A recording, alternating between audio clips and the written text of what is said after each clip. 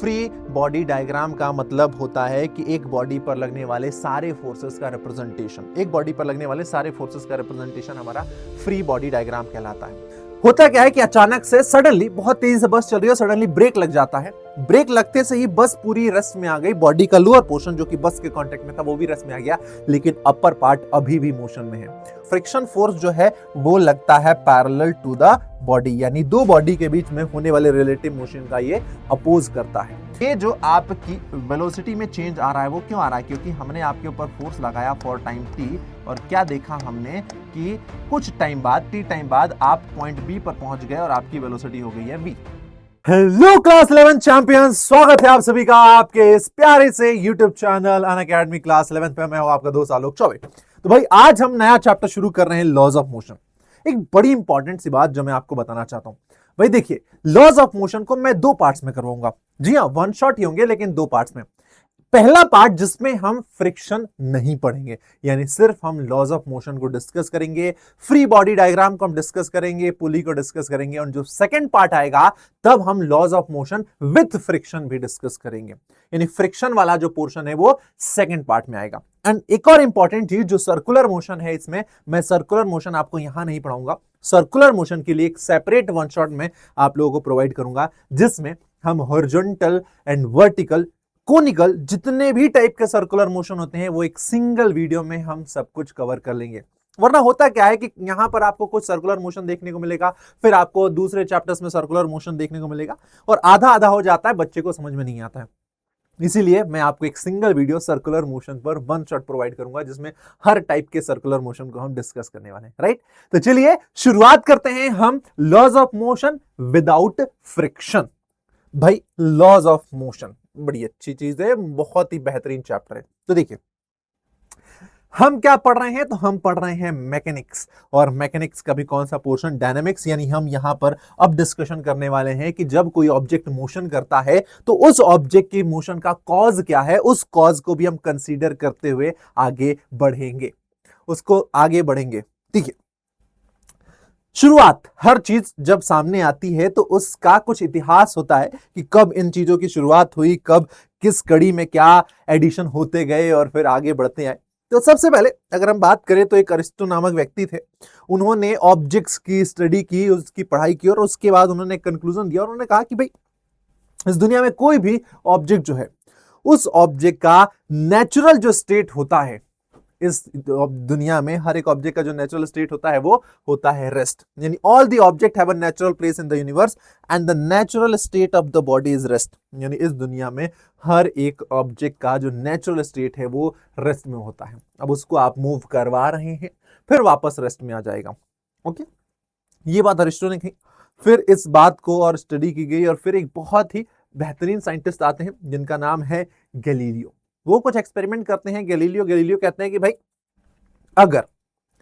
अगर कोई भी एक्सटर्नल फोर्स नहीं लग रहा है तो एक मूविंग बॉडी हमेशा मूव ही करती रहेगी। इन्होंने रेस्ट वाली बात कही। इन्होंने कही कि अगर एक कोई ऑब्जेक्ट है जिस पर एक्सटर्नल फोर्स आप नहीं लगा रहे हो तो वो बॉडी हमेशा कंटिन्यूअसली मूव ही करती रहेगी। उसके लिए उन्होंने एक एक्सपेरिमेंट किया। क्लास 9 में आप लोगों ने पढ़ा होगा कि इन्होंने एक स्लोप बनाया फ्रिक्शनलेस, उसके ऊपर एक मार्बल का बॉल रखा और उसको जब ढरकाया, दूसरी तरफ भी सेम यही इंक्लाइंड प्लेन रखा, तो उन्होंने क्या नोटिस किया कि जितनी हाइट से फर्स्ट इंक्लाइंड प्लेन से वो मार्बल की बॉल को छोड़ रहे हैं, सेकेंड प्लेन पर वो बॉल उतना ही ऊपर तक पहुंच रही है। फिर उन्होंने सेकेंड प्लेन को थोड़ा सा उसका एंगल कम किया। उन्होंने देखा कि अगेन बॉल ने डिस्टेंस ज्यादा कवर की लेकिन वो पहुंची सेम हाइट तक। फिर उन्होंने थोड़ा सा और एंगल कम किया। फिर उन्होंने देखा कि तीसरी बार में बॉल और ज्यादा डिस्टेंस कवर कर रही है लेकिन वो वापस से सेम उसी हाइट तक पहुंच रही है जिस हाइट से उसको रिलीज किया गया। और फिर चौथी कंडीशन में इन्होंने नेक्स्ट जो इंक्लाइंड प्लेन था उसको एकदम फ्लैट कर दिया, और उन्होंने देखा कि जो मार्बल की बॉल है अब वो रुकी नहीं रही है, कंटिन्यूअसली चलती जा रही है in order to achieve the same height. लेकिन अब वो प्लेन पर वो तो इंक्लाइंड प्लेन बचा ही नहीं, वो तो एक फ्लैट सरफेस बन गया, इसलिए वो कंटिन्यूअसली चलता जा रहा है। लेकिन अगर आप पूछें कि क्या ये प्रैक्टिकली पॉसिबल है, तो दिस इज नॉट पॉसिबल, क्योंकि कोई भी सरफेस फ्रिक्शनलेस बिल्कुल नहीं हो सकता है। 100% फ्रिक्शनलेस कोई सर्विस हो ही नहीं सकता है, कुछ ना कुछ फ्रिक्शन होगा, और इसी वजह से ये मार्बल बॉल कुछ डिस्टेंस ट्रेवल करने के बाद फॉर श्योर रुक ही जाएगी।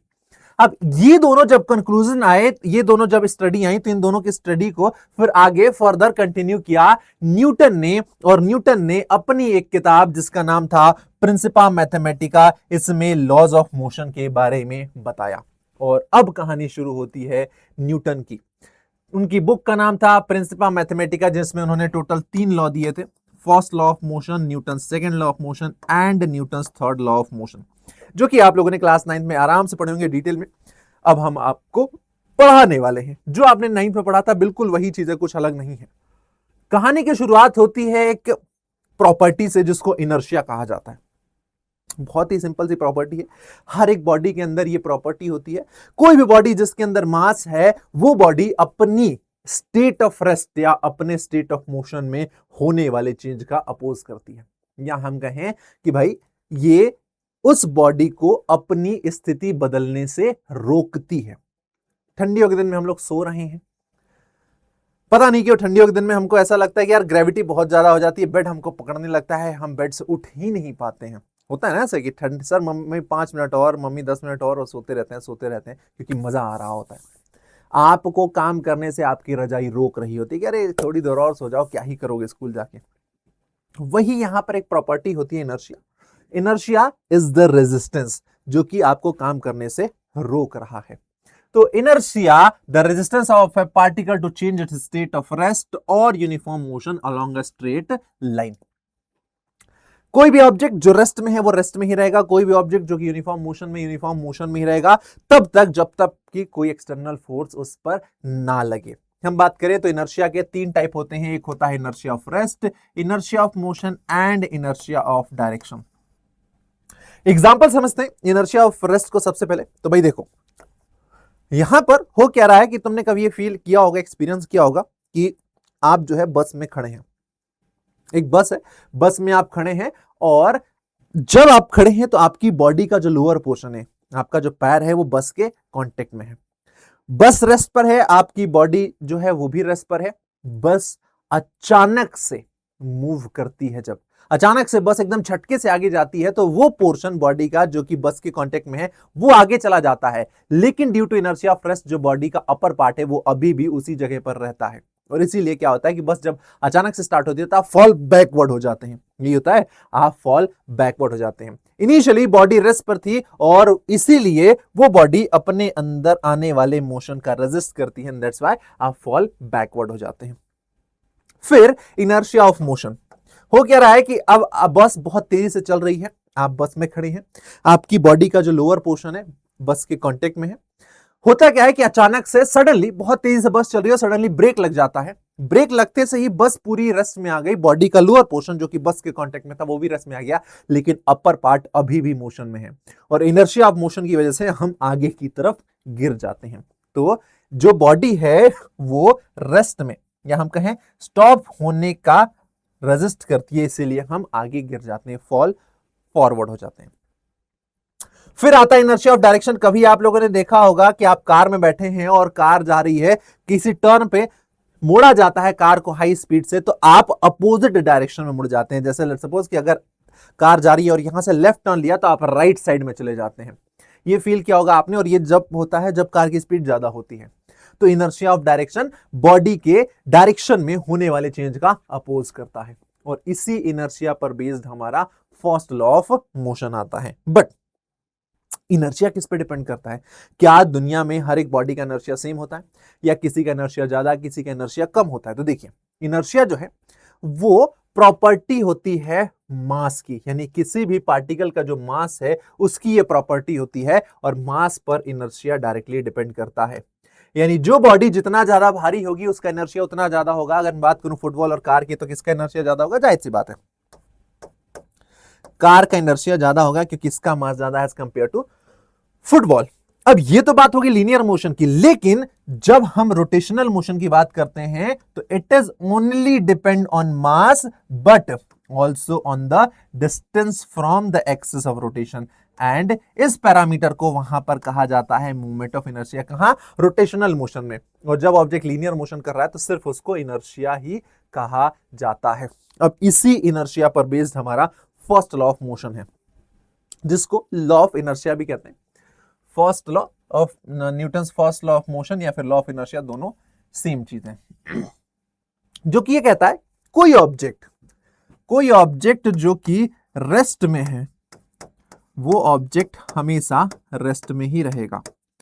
वहीं कोई ऑब्जेक्ट जो कि यूनिफॉर्म मोशन में है, कोई ऑब्जेक्ट जो कि यूनिफॉर्म मोशन में है वो हमेशा यूनिफॉर्म मोशन में ही रहेगा। यानी बॉडी ना तो खुद से अपनी रेस्ट की पोजीशन चेंज कर सकती है, ना ही खुद से अपनी यूनिफॉर्म मोशन की पोजीशन चेंज कर सकती है। जिस मोशन में है उसी को कंटिन्यू करेगी। रेस्ट में है तो रेस्ट में रहेगा, यूनिफॉर्म मोशन में तो यूनिफॉर्म मोशन में रहेगा। पर कब तक?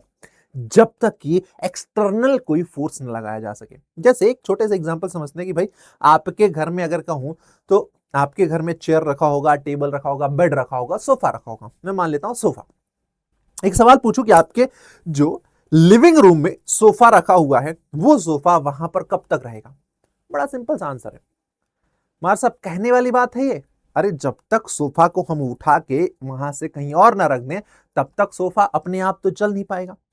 वही बात आपका इनर्शिया कहता है, फर्स्ट लॉ ऑफ मोशन कहता है, लॉ ऑफ इनर्शिया कहता है कि अपने आप इंटरनली कोई भी चीज किसी ऑब्जेक्ट को एक जगह से दूसरी जगह मूव नहीं करवा सकती है। लेकिन एक्सटर्नली हम उस सोफा को उठाएं और हम एक जगह से दूसरी जगह मूव करवाना चाहें तो हम कर सकते हैं। क्या है डेफिनेशन?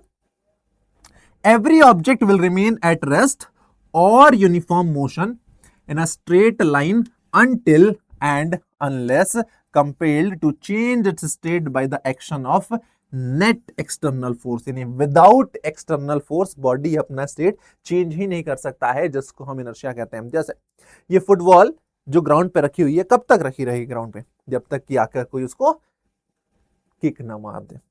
समझे? First law of motion. आगे बढ़ते हैं। फर्स्ट लॉ ऑफ मोशन के बाद थोड़ा सा हम फोर्स को समझते हैं कि ये फोर्स नामक चीज क्या होती है। तो देखो, force and laws of motion 9th class में चैप्टर हुआ करता था। तो फोर्स के बारे में आपको बताया गया था कि any kind of push and pull is known as force, या force is an external agent responsible for changing the state of rest और मोशन ऑफ एन ऑब्जेक्ट। यानी वो एक बाहरी एजेंट होता है, एक्सटर्नली, बॉडी के अंदर से नहीं, बॉडी के बाहर से।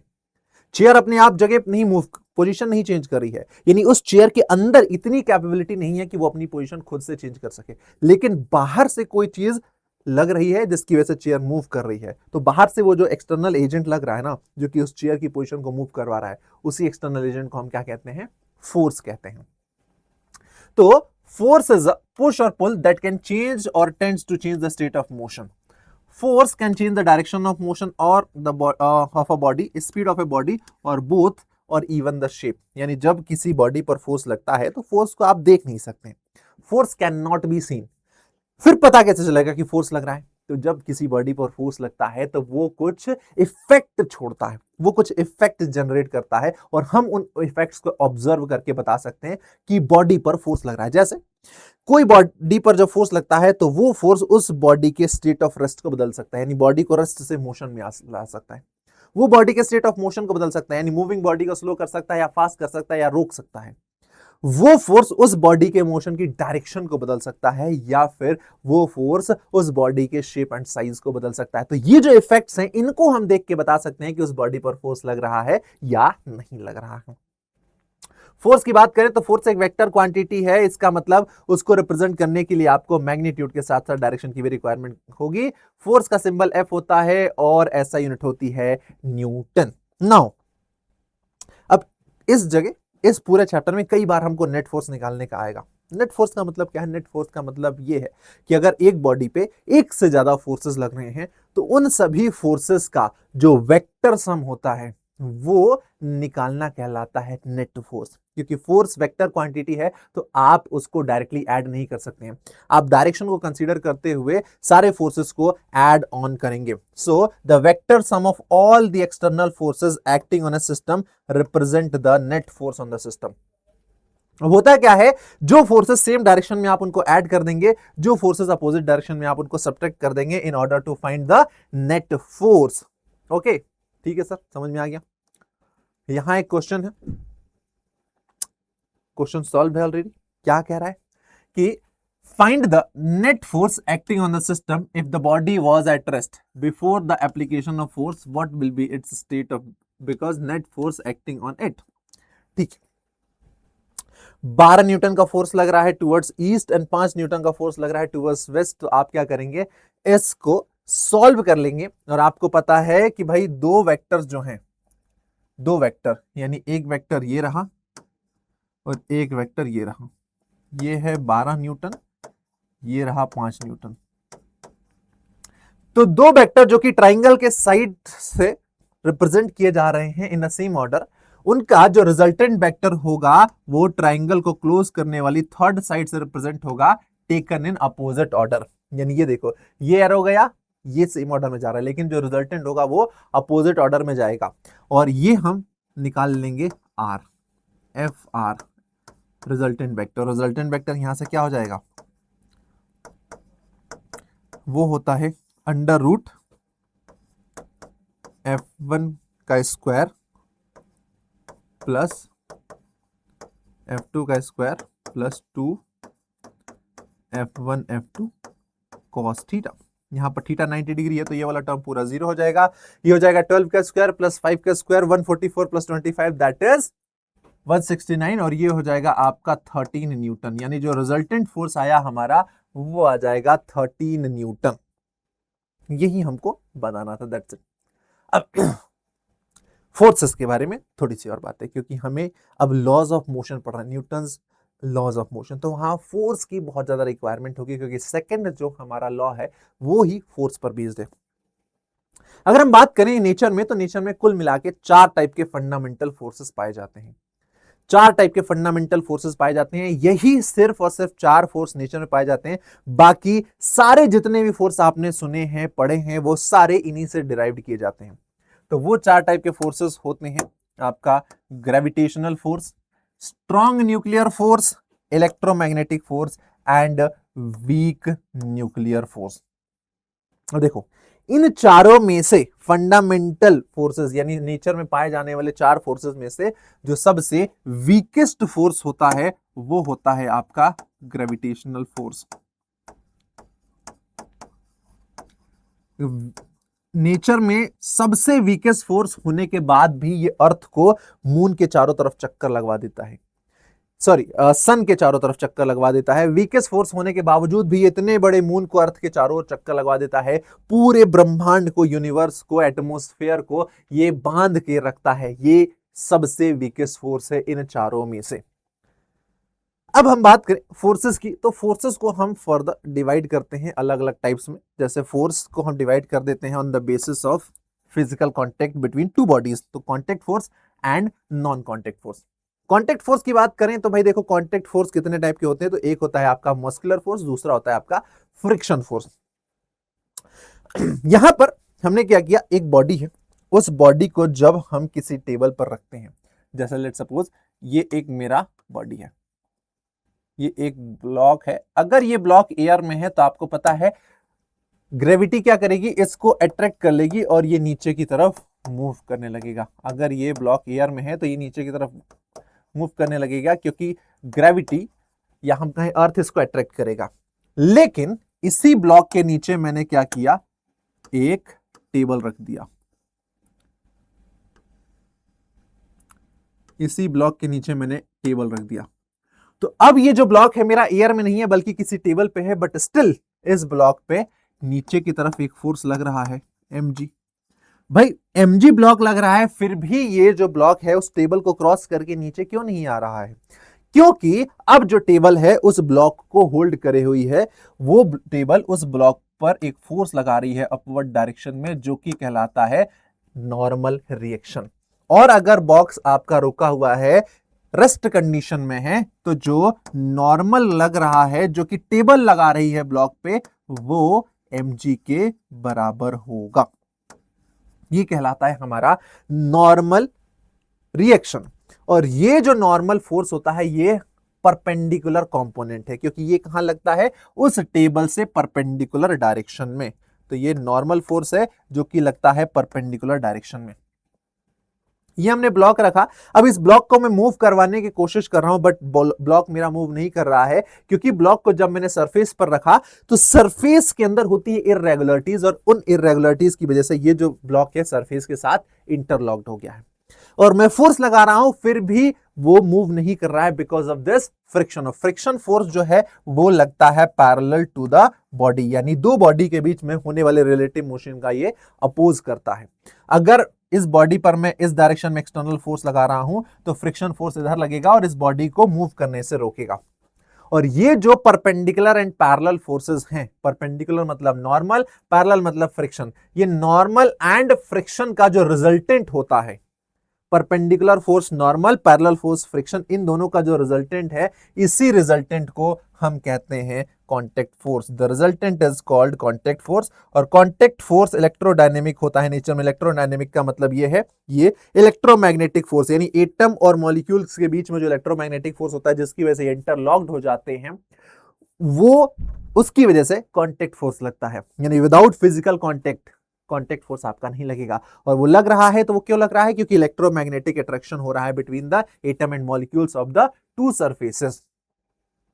यहां पर एक छोटा सा क्वेश्चन था कि भाई आपको क्या करना है, नॉर्मल रिएक्शन ड्रॉ करना है फॉलोइंग केसेस में। नॉर्मल का मतलब होता है जिस सरफेस पर आपने ऑब्जेक्ट को रखा है उस सरफेस के परपेंडिकुलर। तो इस सरफेस पर हमने ऑब्जेक्ट को रखा है तो देखिए इस सरफेस के परपेंडिकुलर यही होगा, बिल्कुल इस सरफेस के परपेंडिकुलर यही होगा। यहां पर रखा है तो ये जो हमारा बॉल है ये दो सरफेस से डायरेक्ट कांटेक्ट में आ रहा है, इसलिए एक नॉर्मल ये वाला सरफेस लगाएगा और एक नॉर्मल लगाएगा ये वाला सरफेस। इन दोनों को हमने आपस में रखा तो ये वाला इसको इधर की तरफ पुश करेगा और ये वाला इधर इसको तरफ पुश करेगा, यानी दोनों एक दूसरे पर क्या करेंगे, एक दूसरे के सरफेस पर परपेंडिकुलर फोर्स लगाएंगे। ओके, नाउ टेंशन की बात करें। आपने सुना होगा टेंशन एक काइंड ऑफ फोर्स होता है। क्या होता है? तो टेंशन को चलो मैं दिखाता हूं, ये रहा, वेट।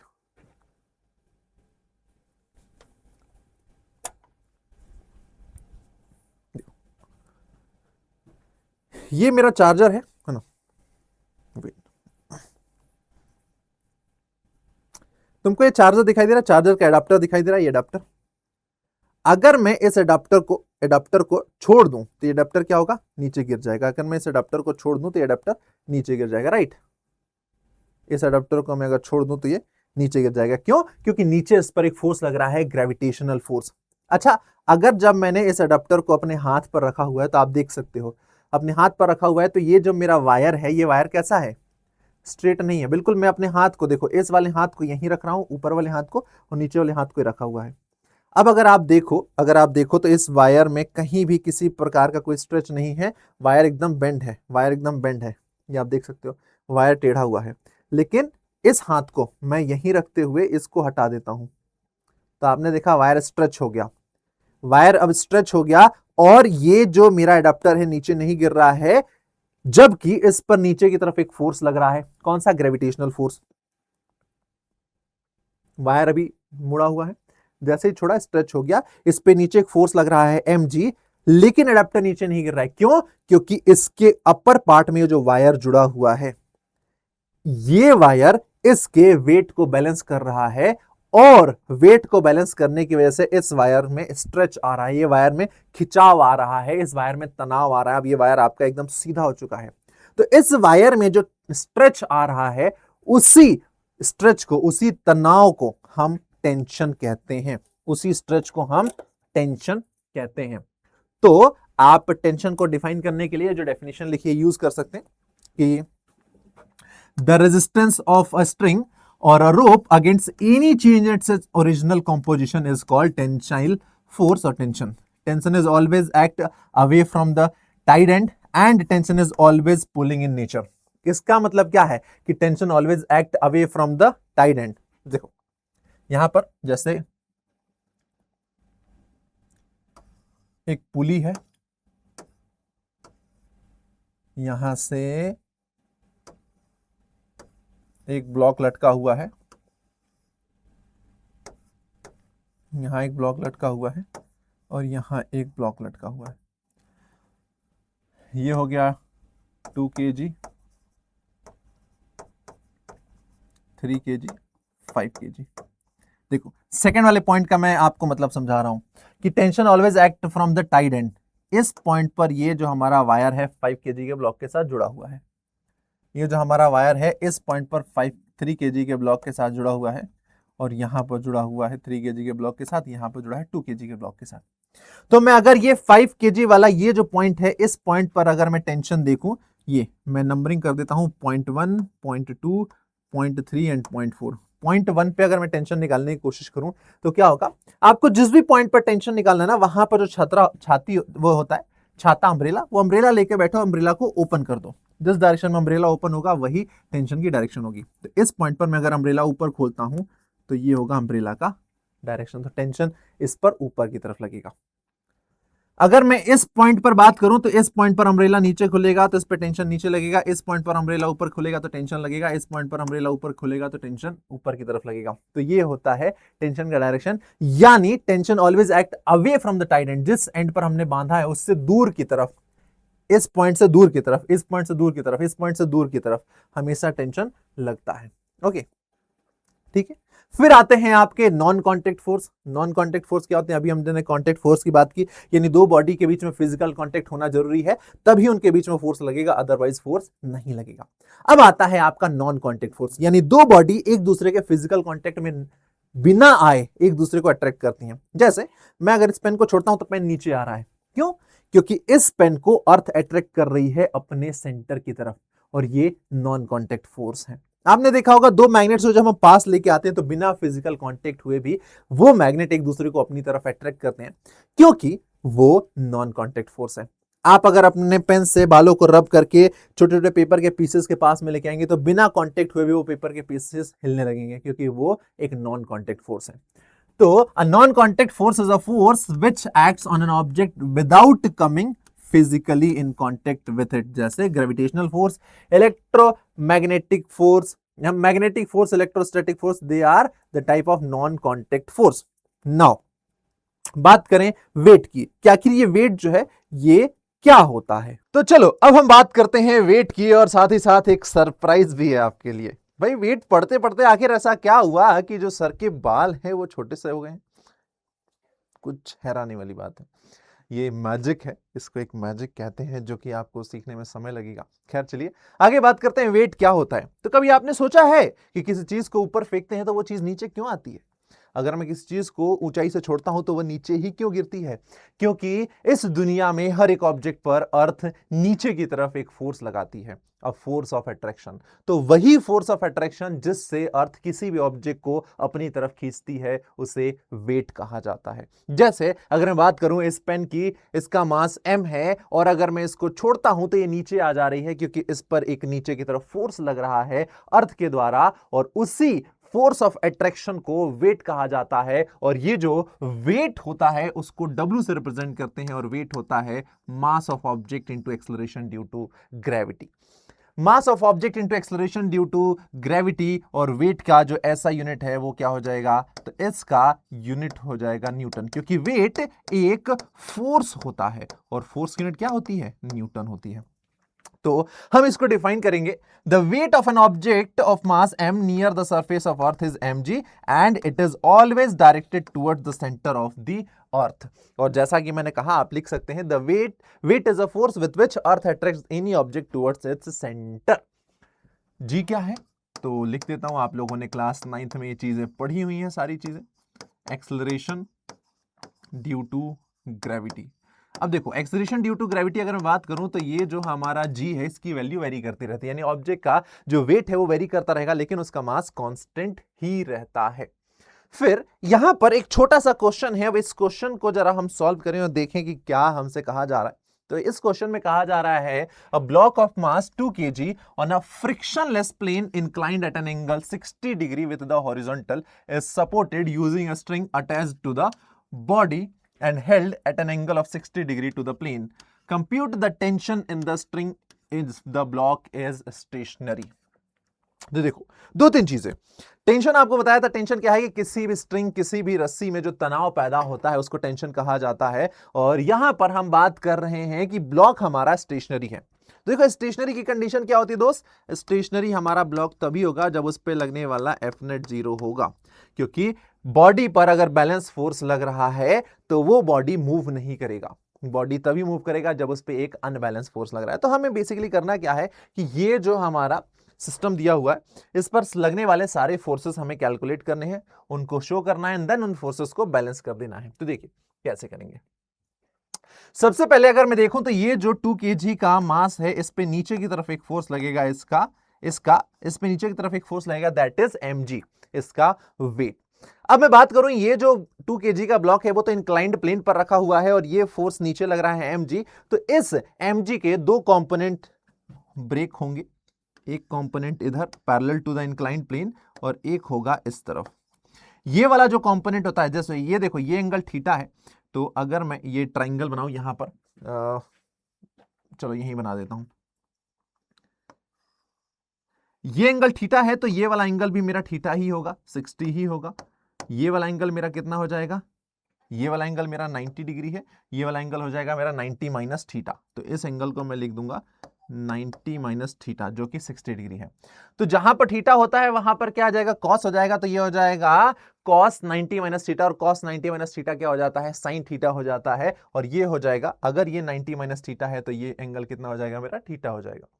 या फिर हम कहें कि ये इधर की तरफ मेरा जो कंपोनेंट आएगा ये कंपोनेंट हो जाएगा mg cos 90 माइनस थीटा, और ये वाला जो मेरा कंपोनेंट है वो हो जाएगा mg sin 90 माइनस थीटा। अब देखो cos 90 माइनस थीटा क्या होता है, sin थीटा होता है, sin 90 माइनस थीटा होता है cos थीटा, इसलिए डायरेक्टली हम यहाँ cos और वहां sin लिख लेते हैं। तो इसको मैं इरेज कर देता हूं ताकि आपको ज्यादा कुछ कंफ्यूजन ना हो मैंने क्या किया उन सभी चीजों के बारे में, है ना। और एक बार मैं फिर से आपको ये पूरा रिप्रेजेंटेशन शो कर देता हूं। तो सिंपली इस 2 kg पर एक नीचे की तरफ फोर्स लगेगा mg, इस mg के दो कंपोनेंट होंगे, एक होगा पैरेलल टू द प्लेन और वो कंपोनेंट होगा mg sin थीटा, और यहाँ पर थीटा कितना है 60 डिग्री है तो mg sin 60, और एक कंपोनेंट इधर की तरफ होगा जो कि हो जाएगा mg cos 60, ये एंगल थीटा। एक ऊपर की तरफ इस पे फोर्स लगेगा नॉर्मल जो कि ये इंक्लाइंड प्लेन लगाएगा। अब मैं देखूं इस टी को, ये भी टी इंक्लाइंड लग रहा है, तो इस टी को भी मैं ब्रेक डाउन करता हूं, तो देखो इसके दो कंपोनेंट होंगे, इसका एक यहां इस डायरेक्शन में कंपोनेंट आएगा और एक कंपोनेंट इस डायरेक्शन में आएगा। इधर जो कंपोनेंट आएगा वो हो जाएगा टी cos 60 और इधर जो कंपोनेंट आएगा वो हो जाएगा टी sin 60, राइट।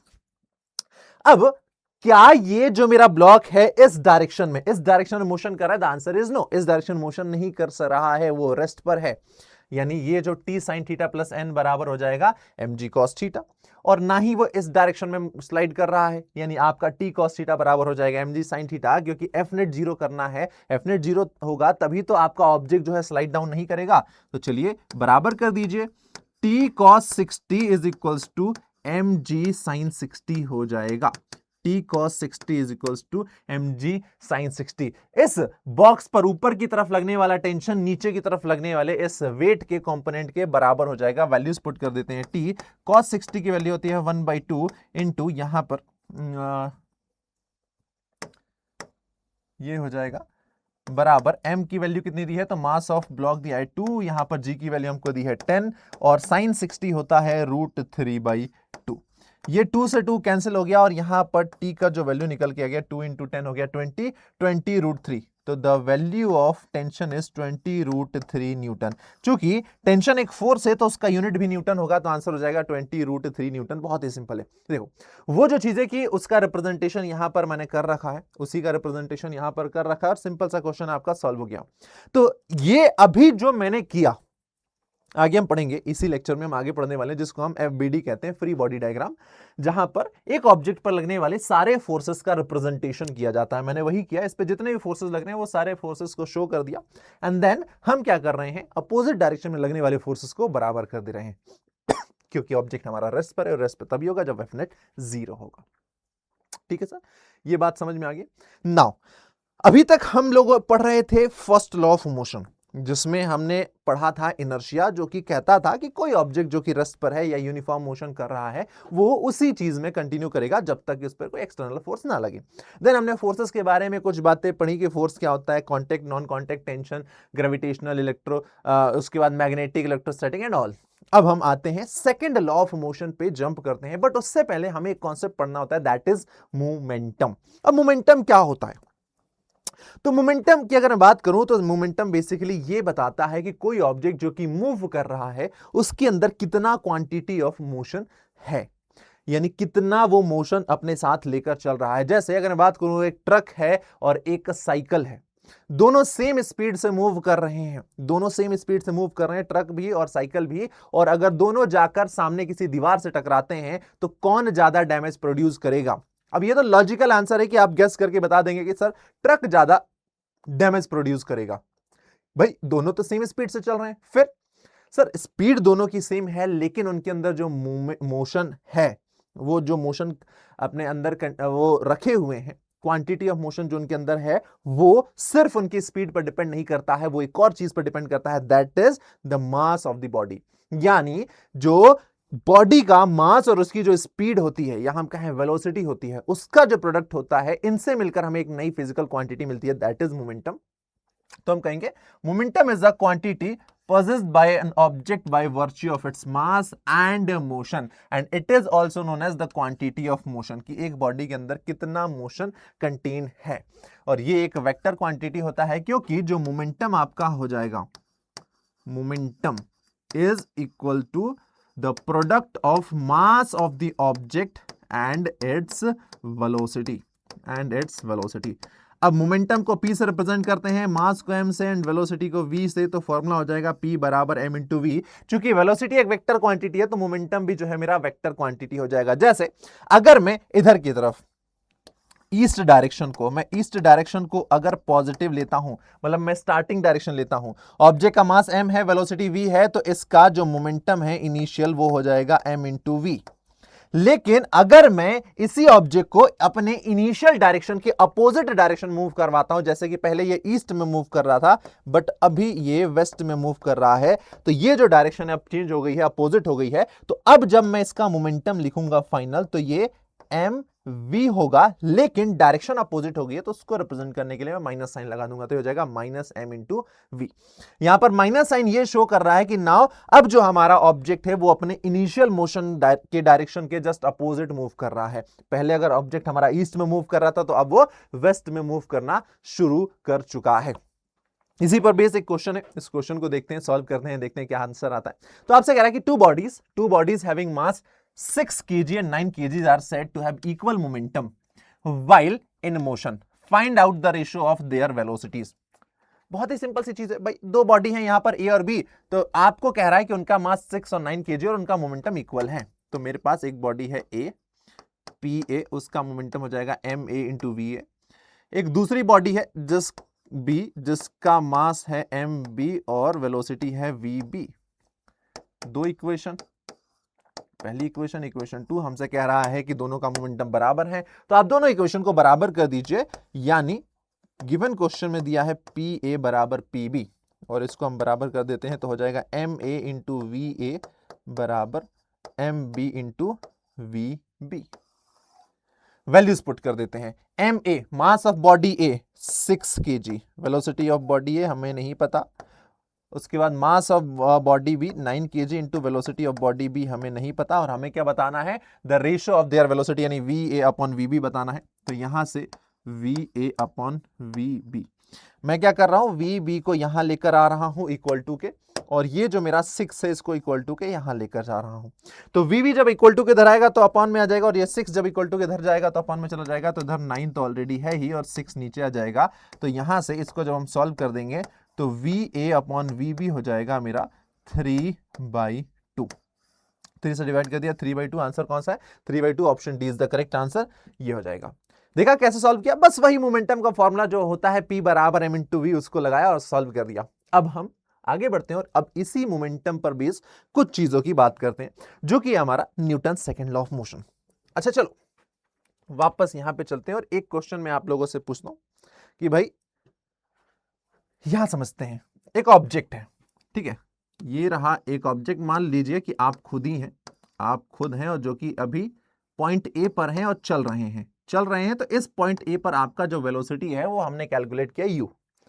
आप हैं, आप चल रहे हैं, लेट्स सपोज कि आप अपने स्कूल ही जा रहे हैं, अभी आप पॉइंट ए पर हैं, आपका वेलोसिटी u है, और पीछे से आता है कोई, आपको धक्का देता है, धीरे से धक्का देता है, तो आप जो है अब पहले की तुलना में थोड़ा तेजी से चलने लगेंगे या फिर आप दौड़ने लगेंगे, क्योंकि आपको किसी ने सडनली आके धक्का दिया, फोर्स लगाया, तो अब आपकी वेलोसिटी जो है बदल जाएगी।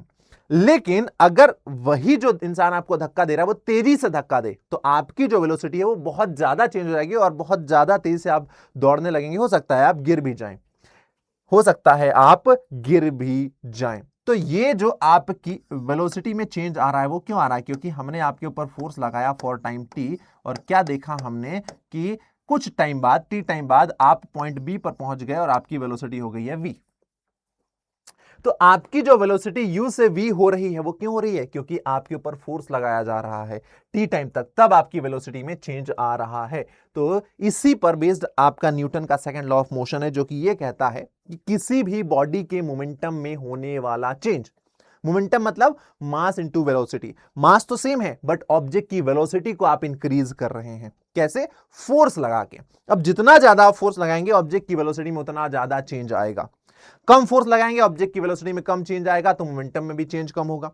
लेकिन अगर ज्यादा फोर्स लगाएंगे तो ऑब्जेक्ट की वेलोसिटी में ज्यादा चेंज आएगा और मोमेंटम में भी ज्यादा चेंज होगा। तो यही जो rate of change of momentum है किसी बॉडी का, वो डायरेक्टली डिपेंड करेगा कि आप एक्सटर्नली कितना फोर्स लगा रहे हैं, और न्यूटन का सेकंड लॉ ऑफ मोशन यही कहता है।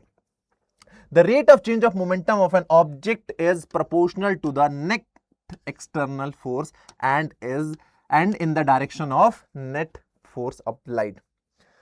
बिल्कुल, तो जो आपका F है वो क्या कह रहा है कि किसी बॉडी के मोमेंटम में होने वाला चेंज dp अपॉन dt वो किसके बराबर है? एक्सटर्नल फोर्स के। अब हमें भाई ये जो प्रोपोर्शनल साइन है ये नहीं पसंद है, मजा नहीं आता हम लोगों को, तो हम क्या करते हैं, इस प्रोपोर्शनल साइन को हटा के और यहां पर एक प्रोपोर्शनलिटी कांस्टेंट लेकर आते हैं। बाय एक्सपेरिमेंट जब एक्सपेरिमेंट किया गया तो इस प्रोपोर्शनलिटी कांस्टेंट का वैल्यू आया कितना? 1। इस प्रोपोर्शनलिटी कांस्टेंट का वैल्यू आ गया 1, तो आप सिंपली लिख सकते हैं dp upon dt। But wait भाई, ये जो p है वो क्या है? वो तो मोमेंटम है, और p का फॉर्मूला क्या होता है? p का फॉर्मूला होता है p बराबर m इंटू वी। p बराबर m इंटू वी, तो हम p की वैल्यू यहां पर रख देते हैं, तो देखो ये क्या हो जाएगा? f बराबर d, p की जगह हमने रख दिया m into V upon dt। अब आप लोगों ने डिफरेंशिएशन पढ़ा होगा, यहां पर दो फंक्शन है, हम चेन रूल लगाएंगे। चेन रूल क्या कहता है कि फर्स्ट फंक्शन को आप सेम रखिए, सेकंड को डिफरेंशिएट कर दीजिए। तो हमने m को सेम रख के v को डिफरेंशिएट कर दिया, प्लस सेकंड फंक्शन को सेम रखिए, फर्स्ट को डिफरेंशिएट कर दीजिए। तो ये हो जाता है हमारा न्यूटन का सेकंड लॉ ऑफ मोशन, यानी फाइनल जो फॉर्मूला आता है न्यूटन के सेकंड लॉ ऑफ मोशन से, वो हो जाता है m dv upon dt plus v dm upon dt। यहां पर v क्या है? तो v dv अपॉन dt है, मतलब change in velocity with time, और dm अपॉन dt क्या है? Change in mass with time. अभी आता हूं कि मास कैसे चेंज होता है। भाई सिंपल सी बात है, रॉकेट प्रोपल्शन हो रहा है ढेर सारा, वहां पर मास जो है वो चेंज होता जा रहा है, रॉकेट के डेब्रिसेस अलग होते जा रहे हैं, तो उसके मास में बदलाव बहुत ज्यादा होता जा रहा है, और नॉर्मल कंडीशन में भी होता है, लेकिन वो इतना कंसिडरेबल नहीं होता है कि आप उसको कंसीडर करें। जैसे आप ट्रिप पे जा रहे हैं, तो bike by road, by car जा रहे होंगे, बाय बस जा रहे होंगे, उसमें फ्यूल तो होता है, जब आपकी कार चलती है तो फ्यूल बर्न तो होता है, फ्यूल बर्न हो रहा है तो ओवरऑल मास कम हो रहा है। लेकिन चूंकि बस का, कार का मास 1000-1500 किलोग्राम है और फ्यूल हमारा 2-5-10 लीटर जल रहा है, तो वो एज कंसिडरेशन नेग्लिजिबल होता है, तो इसलिए कंसीडर नहीं करते हैं। लेकिन मास टाइम के साथ बदलता है, ठीक है सर। तो फाइनल फॉर्मूला ये आता है। अब देखो, ये जो फाइनल फॉर्मूला आया है, अगर हम ऐसा माने, इसी में अगर हम ऐसा माने कि जो हमारा ऑब्जेक्ट है उस ऑब्जेक्ट का मास कांस्टेंट है, if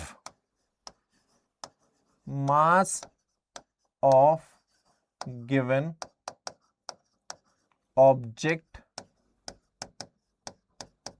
is constant, अगर गिवन ऑब्जेक्ट का मास कांस्टेंट है तो क्या होगा? पहली चीज कि rate of change of mass dm upon dt क्या हो जाएगा, 0 हो जाएगा, क्योंकि ऑब्जेक्ट का मास चेंज ही नहीं हो रहा है। एंड दूसरी चीज क्या होगी, हमें पता है ये जो dv अपॉन dt है, the rate of change of velocity of an object, ये किसके बराबर होता है, एक्सेलरेशन के बराबर होता है। तो फिर ये जो हमारी इक्वेशन है, ये इक्वेशन बदल जाएगी, और ये जो हमारी इक्वेशन है वो बदल के क्या हो जाएगी, f बराबर देखो m, dv अपॉन dt की जगह हम a लिख देंगे तो हो जाएगा m इंटू a, और dm अपॉन dt 0 है तो ये वाला पूरा टर्म 0 हो जाएगा, और फॉर्मूला हमारा बन जाएगा f बराबर m इंटू a। अब आपने इस फॉर्मूले से एक चीज समझी कि this formula is only applicable when mass of object is constant. This formula is only applicable when mass of object is constant. When mass of object is constant. Okay अब यहां पर भी वही चीजें हैं सारी, f बराबर m में आया, जब मास कांस्टेंट होगा तभी आप ये फॉर्मूला लगा सकते हैं। और यहां पर चूंकि आपका जो P है, P यानी मोमेंटम, वो क्या है, वो एक वेक्टर क्वांटिटी है।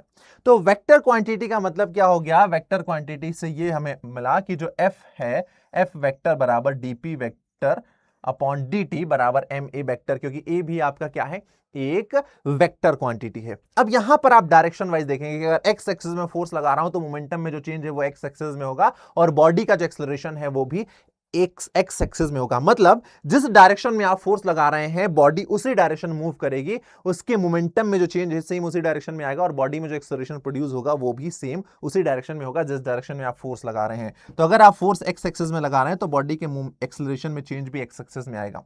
अगर आप फोर्स वाई एक्सिस में लगा रहे हैं तो उस बॉडी में जो एक्सेलरेशन आएगा वो भी वाई एक्सिस में आएगा। अगर आप फोर्स जेड एक्सिस में लगा रहे हैं तो एक्सेलरेशन आपका जेड एक्सिस में आएगा। ठीक है, तो एक और इंपॉर्टेंट बात, ये जो न्यूटन का सेकंड लॉ ऑफ मोशन है ये सिर्फ पॉइंट मासेस के लिए एप्लीकेबल है, पॉइंट मासेस के लिए। यानी आप कोई ऐसा ऑब्जेक्ट ले रहे हैं जिसका आप डायमेंशन कंसीडर कर रहे हैं, उसमें आप न्यूटन का सेकंड लॉ ऑफ मोशन नहीं लगा सकते हैं।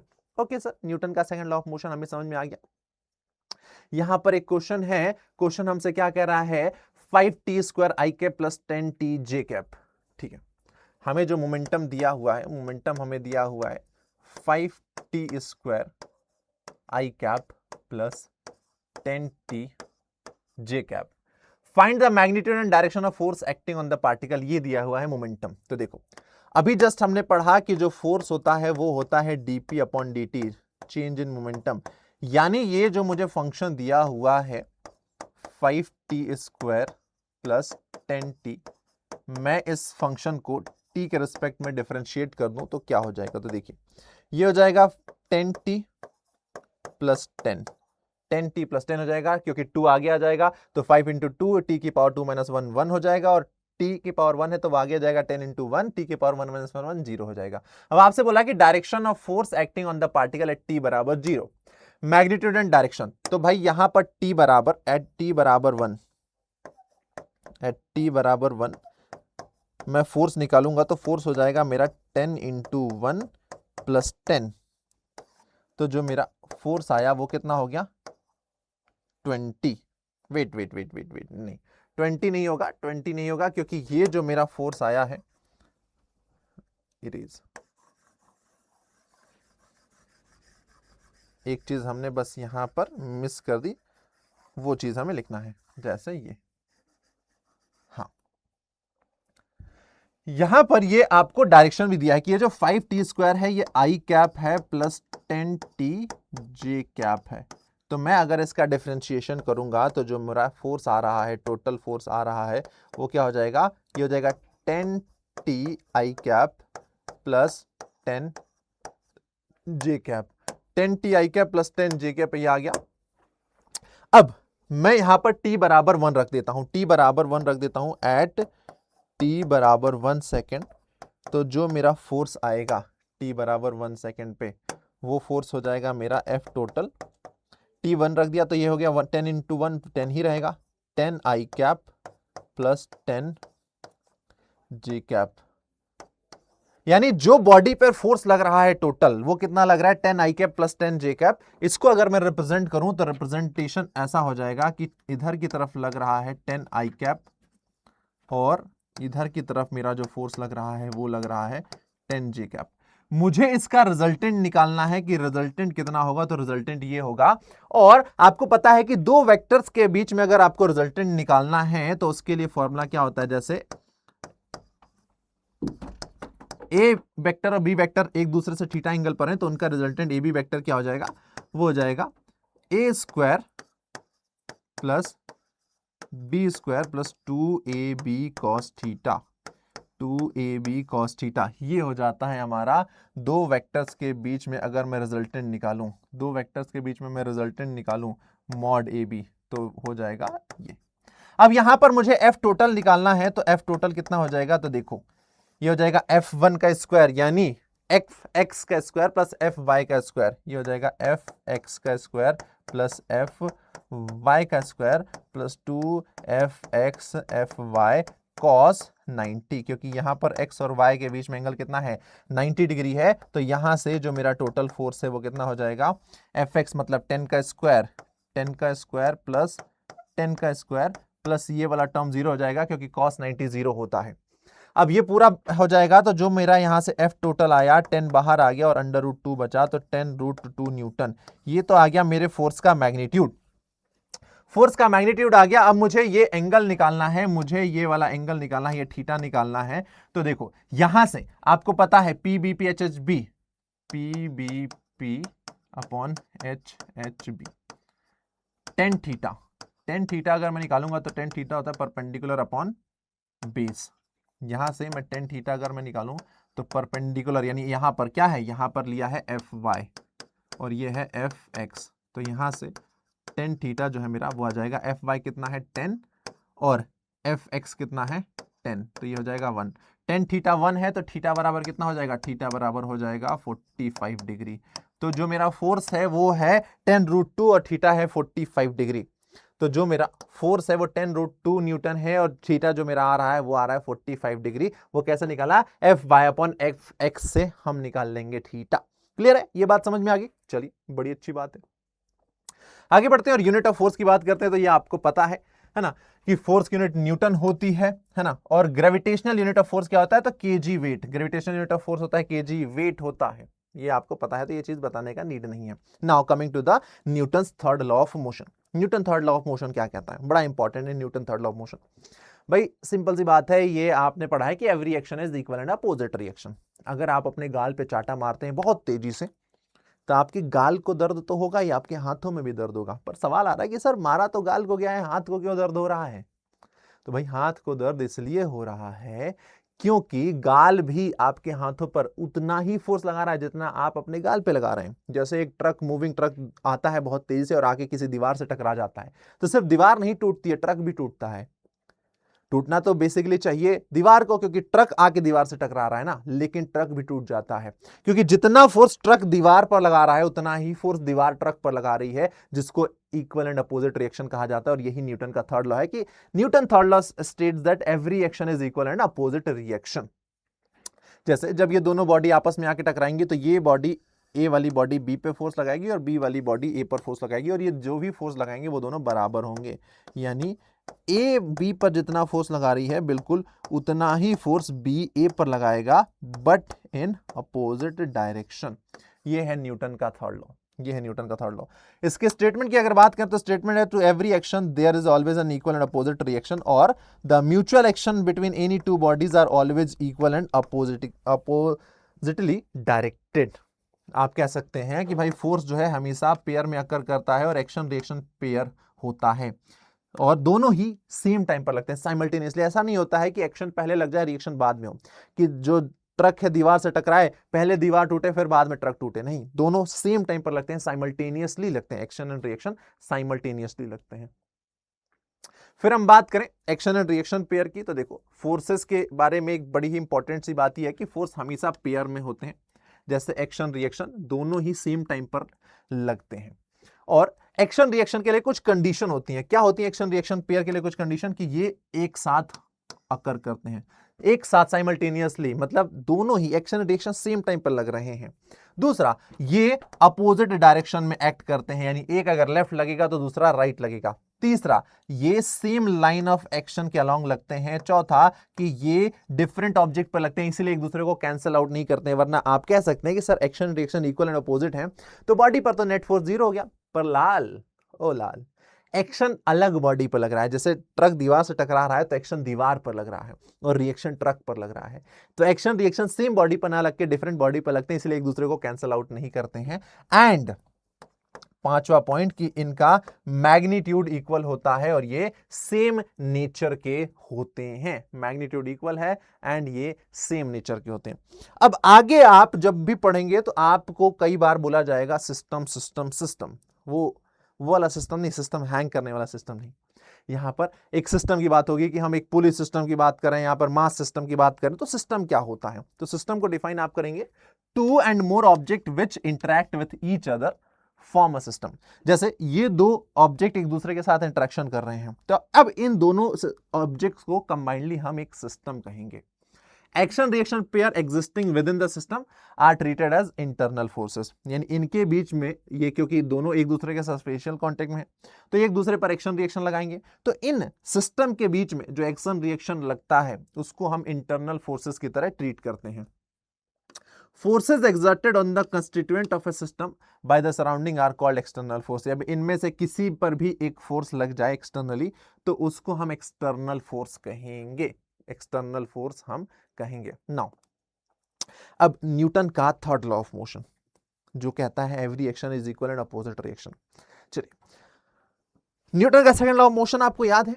न्यूटन का सेकंड लॉ ऑफ मोशन, वहां से हमें एक चीज मिलती थी कि जो एक्सटर्नल फोर्स है किसी बॉडी पर लगने वाला, वो बॉडी के मोमेंटम में होने वाली चेंज के बराबर है। The rate of change of momentum of an object is directly proportional to external force. अब अगर यहां पर बॉडी पर कोई एक्सटर्नल फोर्स ना लगे, बॉडी पर लगने वाला एक्सटर्नल फोर्स 0 है, एफ एक्सटर्नल 0 है, अगर ये 0 है तो हमारा जो इक्वेशन 1 है वो क्या हो जाएगा? वो dp बराबर 0 हो जाएगा। भाई एफ एक्सटर्नल 0 रख दीजिए, dt का मल्टीप्लाई इधर हो जाएगा। देखो क्या कहने का मतलब है कि ऐसा है तो dp अपॉन dt 0 हो जाएगा, dp 0 हो जाएगा, मतलब मोमेंटम में कोई चेंज नहीं हो रहा है, नो चेंज इन मोमेंटम। इसका मतलब यह है कि बॉडी का, या कहें हम सिस्टम का, जो इनिशियल मोमेंटम है वो सिस्टम के फाइनल मोमेंटम के बराबर होगा। यानी किसी बॉडी पर लगने वाला एक्सटर्नल फोर्स अगर 0 है तो उस बॉडी का जो इनिशियल मोमेंटम है, या उस सिस्टम का जो इनिशियल मोमेंटम है, उस सिस्टम के फाइनल मोमेंटम के बराबर है।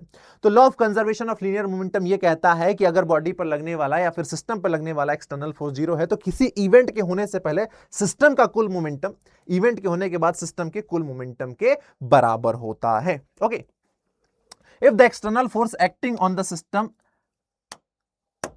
add up to 0, the linear momentum of a system remains constant and this is known as the principle of conservation of linear momentum, जहां पर initial momentum final momentum के बराबर होता है। ओके, अब इस पर बेस हम कुछ चीजें डिस्कस करेंगे, है ना।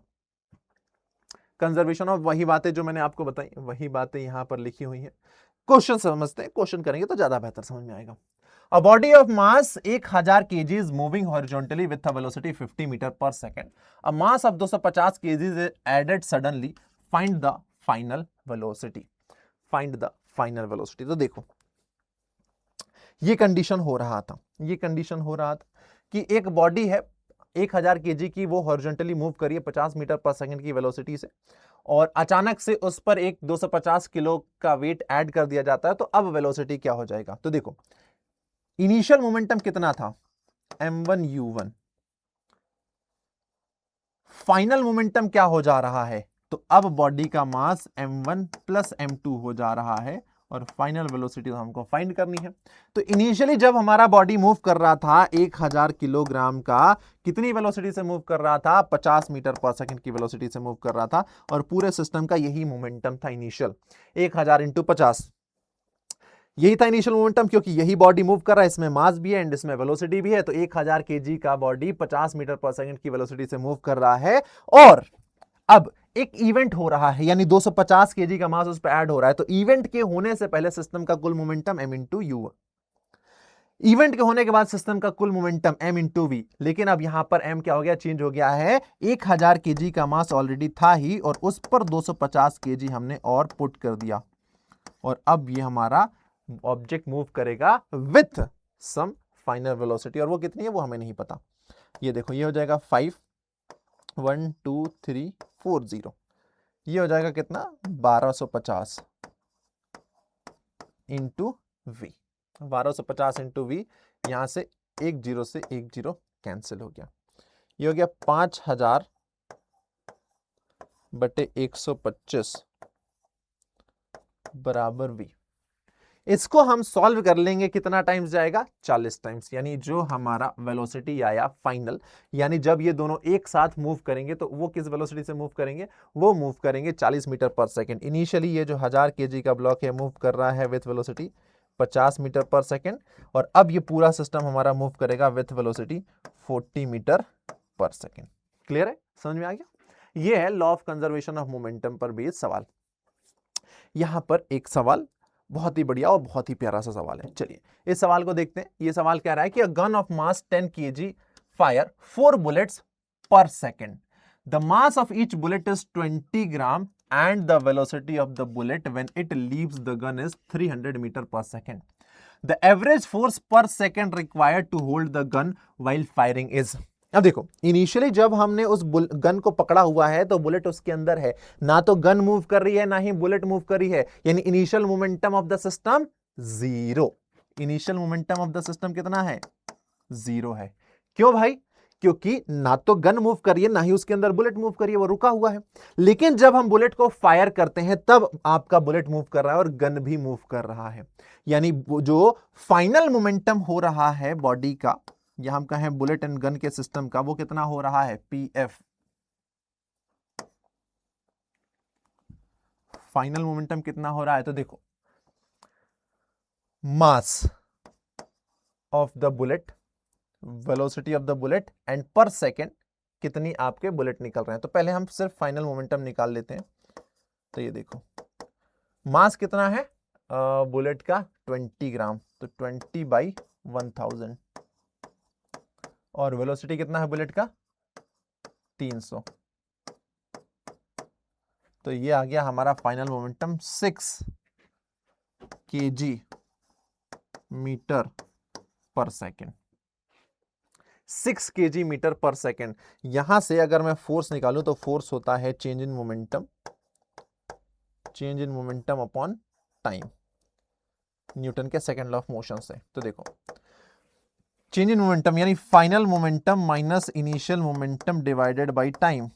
कितना मोमेंटम में चेंज आ रहा है, एक बुलेट के मोमेंटम में जो चेंज आ रहा है वो कितना आ रहा है 6 माइनस 0, और टाइम कितना है 1 सेकेंड, यानी एक बुलेट के मोमेंटम में जो चेंज आ रहा है वो आ रहा है 6 मीटर पर सेकेंड। इसी वजह से एक बुलेट पर जो फोर्स लगेगा वो 6 न्यूटन लगेगा, और हमारे पास ऐसी 4 बुलेट हैं, तो जो टोटल फोर्स गन पर लगेगा Ft वो हो जाएगा 4 बुलेट इंटू एक बुलेट पर लगने वाला फोर्स। तो एक सेकेंड में टोटल 4 बुलेट लग रही हैं, तो टोटल हमको 24 न्यूटन फोर्स चाहिए उस बुलेट को अपनी जगह पर होल्ड करके रखने के लिए। उस गन को अपनी जगह पर होल्ड करके रखने के लिए 24 न्यूटन का फोर्स लगाना पड़ेगा, तभी वो अपनी जगह पर रहेगा, अदरवाइज वो मूव करने लगेगा। डन है। Now next topic, impulse. Impulse क्या होता है, इंपल्स एक बड़ी सी बेहतरीन सी चीज है कि भाई देखो इंपल्स का मतलब ये है वही मोमेंटम जो हमारा एक अभी just second law of motion से चेंज फॉर्मूला आया था कि change in momentum divided by time. अगर मैं टाइम को इधर भेज दूं और मल्टीप्लाई कर दूं फोर्स के साथ, तो फोर्स इंटू टाइम जो है वो हो जाएगा चेंज इन मोमेंटम के बराबर। अब जितना बड़ा फोर्स होगा, जितने कम समय के लिए लगेगा, उतना मोमेंटम में चेंज ज्यादा आएगा। तो बस ये जो आपका नया एक फिजिकल क्वांटिटी मिल रहा है, product of force into time या फिर चेंज इन मोमेंटम, यही कहलाता है इंपल्स, जिसको जे से रिप्रेजेंट किया जाता है, जिसको हम जे से रिप्रेजेंट कहते हैं। और हम कहते हैं the change in momentum suffered by a system due to the action of force for a infinitesimally small amount of time is impulse and given by force of the system।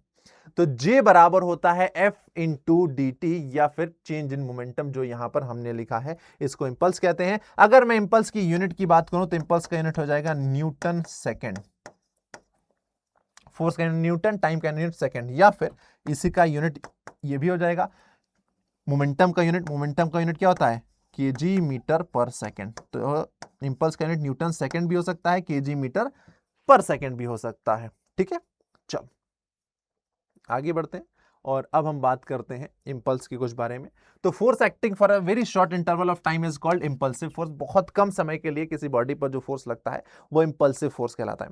Impulsive force दो type के होते हैं, पहला जो कि बहुत कम समय के लिए लग रहा है, acting for a very short duration, दूसरा जिसकी वजह से ऑब्जेक्ट के मोमेंटम में एक सिग्निफिकेंट चेंज आ रहा हो।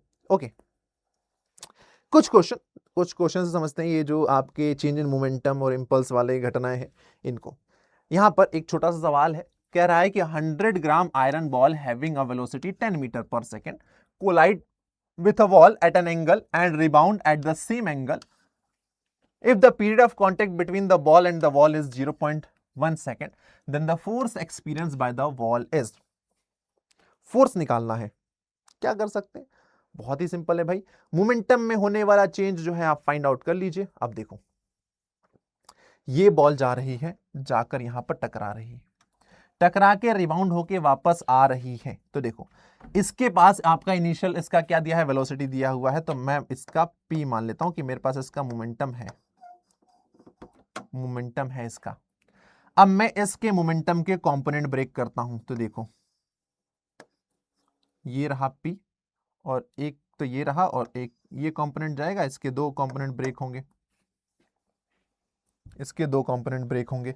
एक तो ये रहा, तो ये हो जाएगा आपका, ये एंगल आपको 60 दिया है और ये आपको 30 डिग्री दिया है, तो ये यहां से मैं मान लेता हूं ये हो जाएगा P cos 60 और ये हो जाएगा हमारा P sin 60। ये टकराने के बाद रिबाउंड होकर इधर चला गया, तो इसके अगेन दो कंपोनेंट होंगे, एक कंपोनेंट इधर चला जाएगा इसका ऊपर की तरफ, ये हो जाएगा आपका P sin थीटा, अभी 60 नहीं लिख रहा हूं मैं, और इसका एक अपोजिट डायरेक्शन में इधर कंपोनेंट आ जाएगा ये, क्योंकि ये बॉल ऊपर जा रहा है, तो ये हो जाएगा P cos 60, P cos 60 हो जाएगा, P cos 60, P sin 60 और P sin थीटा ये हो जाएगा हमारा एंगल। ठीक है, अगेन एक बार क्वेश्चन फिर से बता देता हूं कि 100 ग्राम का बॉल है, 10 मीटर की वेलोसिटी है, कोलाइड करा एक वॉल के साथ at an angle of 30 degree, 30 degree के एंगल, अच्छा वॉल के साथ 30 डिग्री पे, नॉर्मल के साथ हमने जो है एंगल ले लिया है, कोई दिक्कत नहीं, आप इसको P cos 60 लिख लीजिए या फिर आप यहां पर P cos 30 लिख लीजिए, बात एक ही पड़ेगा। ये हो गया आपका मोमेंटम, ये बॉल जाके टकरा रही है तो इसके दो कंपोनेंट हमने ब्रेक कर लिए, और ये जब रिबाउंड होके जा रही है तो इसके हमने दो कंपोनेंट ब्रेक कर लिए। अब अगर आप देखें यहां से, तो ये जो आपका P cos 60 एक डायरेक्शन में, P cos 60 अपोजिट डायरेक्शन में है, P cos 60 अपोजिट डायरेक्शन में है, ये तो जीरो हो जाएगा। लेकिन ये P sin 60 ये आपका सेम डायरेक्शन में है, और कितने टाइम में चेंज हो रहा है, तो वो वहां से हम निकाल सकते हैं कि change in momentum divided by time. तो ये देखो P sin 60 in plus P sin 60, तो देखो P कितना है, P नहीं पता, मास मुझे पता है 100 ग्राम, उसको मैं केजी में कन्वर्ट कर लूंगा, तो 100 में 1000 के डिवाइड कर दिया, इनटू वेलोसिटी कितना है 10 metre per second velocity, into sin 60 कितना होता है √3/2 होता है, √3, अरे ये क्या कर दिया,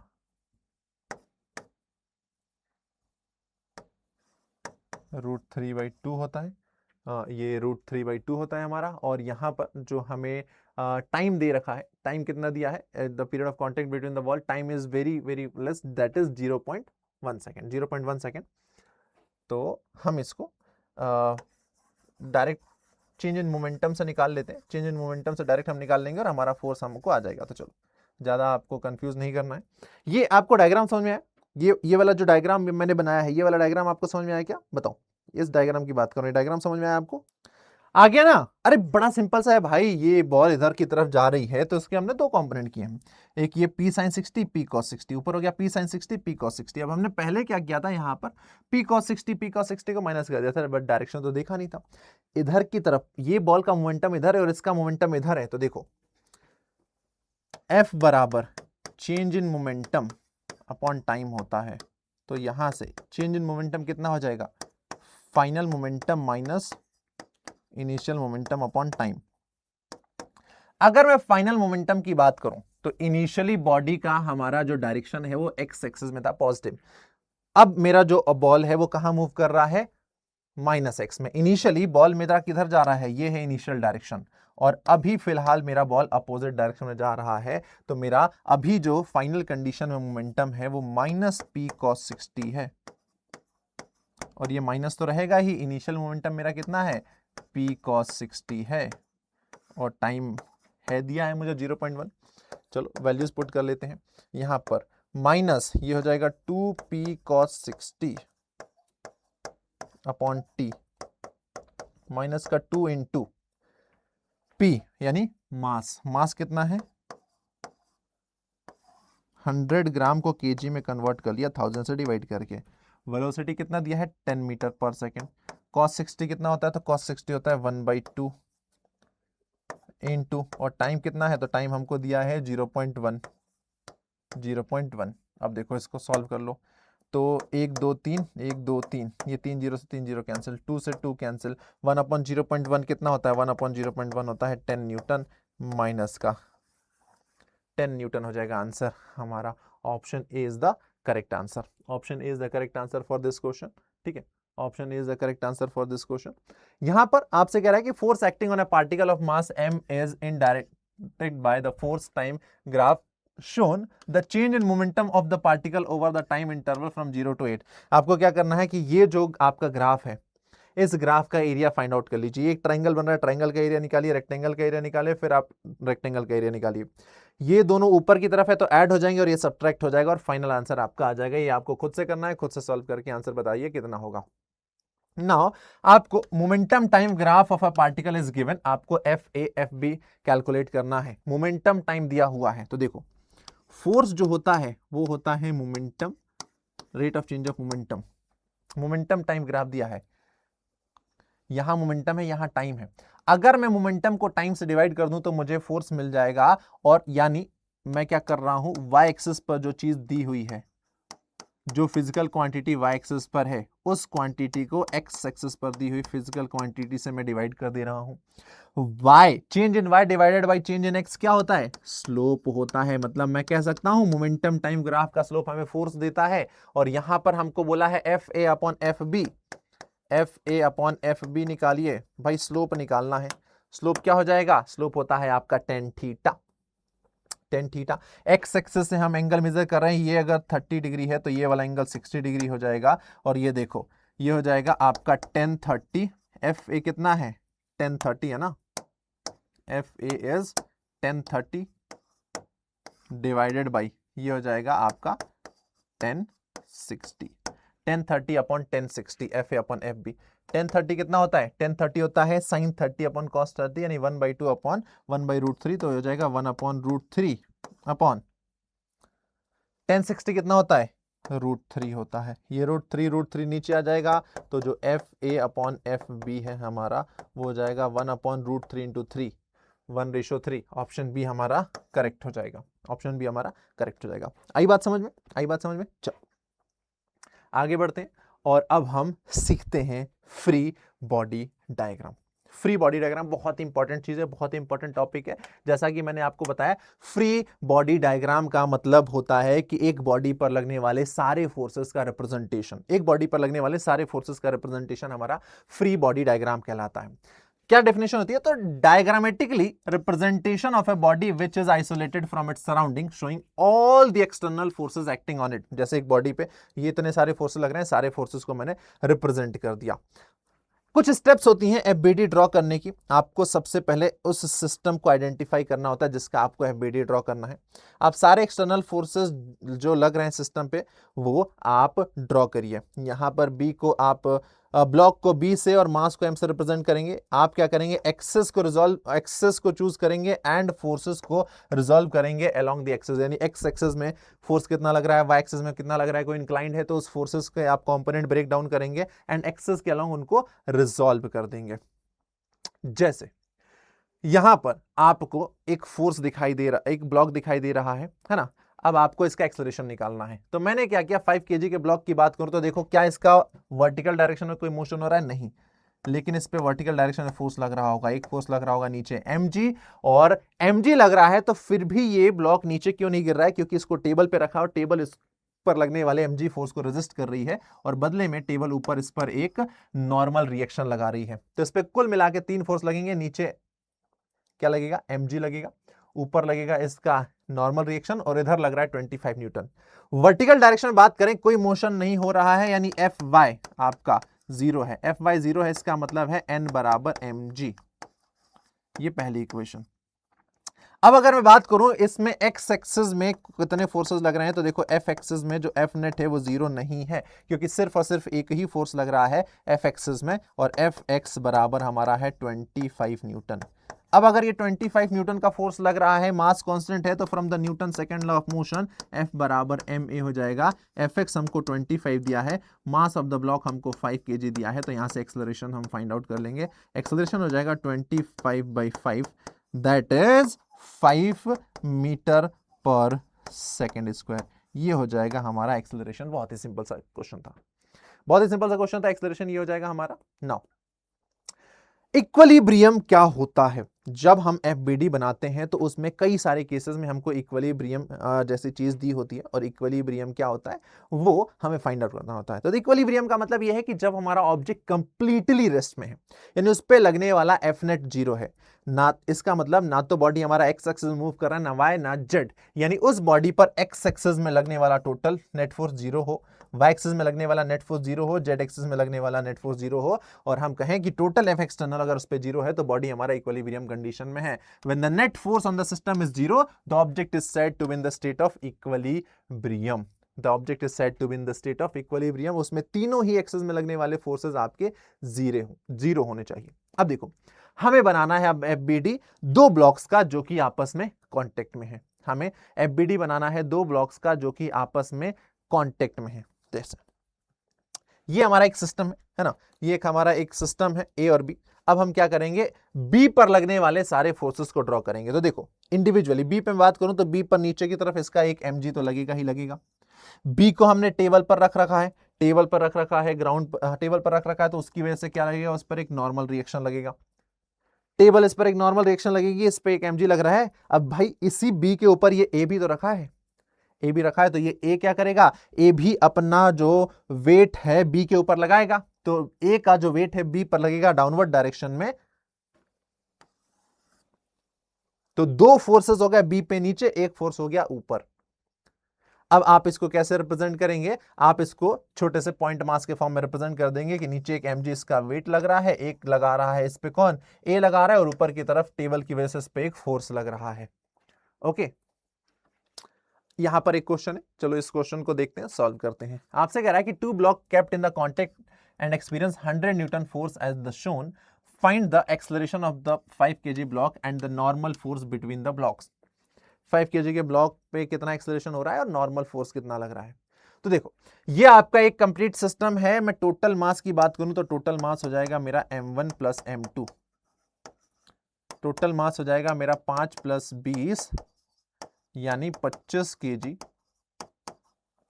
25 kg हो जाएगा। यहां से मैं अगर मैं क्या करूं, F बराबर ma लगाऊं तो मुझे एक्सेलरेशन मिल जाएगा कि टोटल फोर्स कितना लग रहा है पूरे सिस्टम पे, 100 न्यूटन का लग रहा है, और टोटल मास हो रहा है मेरा 25 न्यूटन का।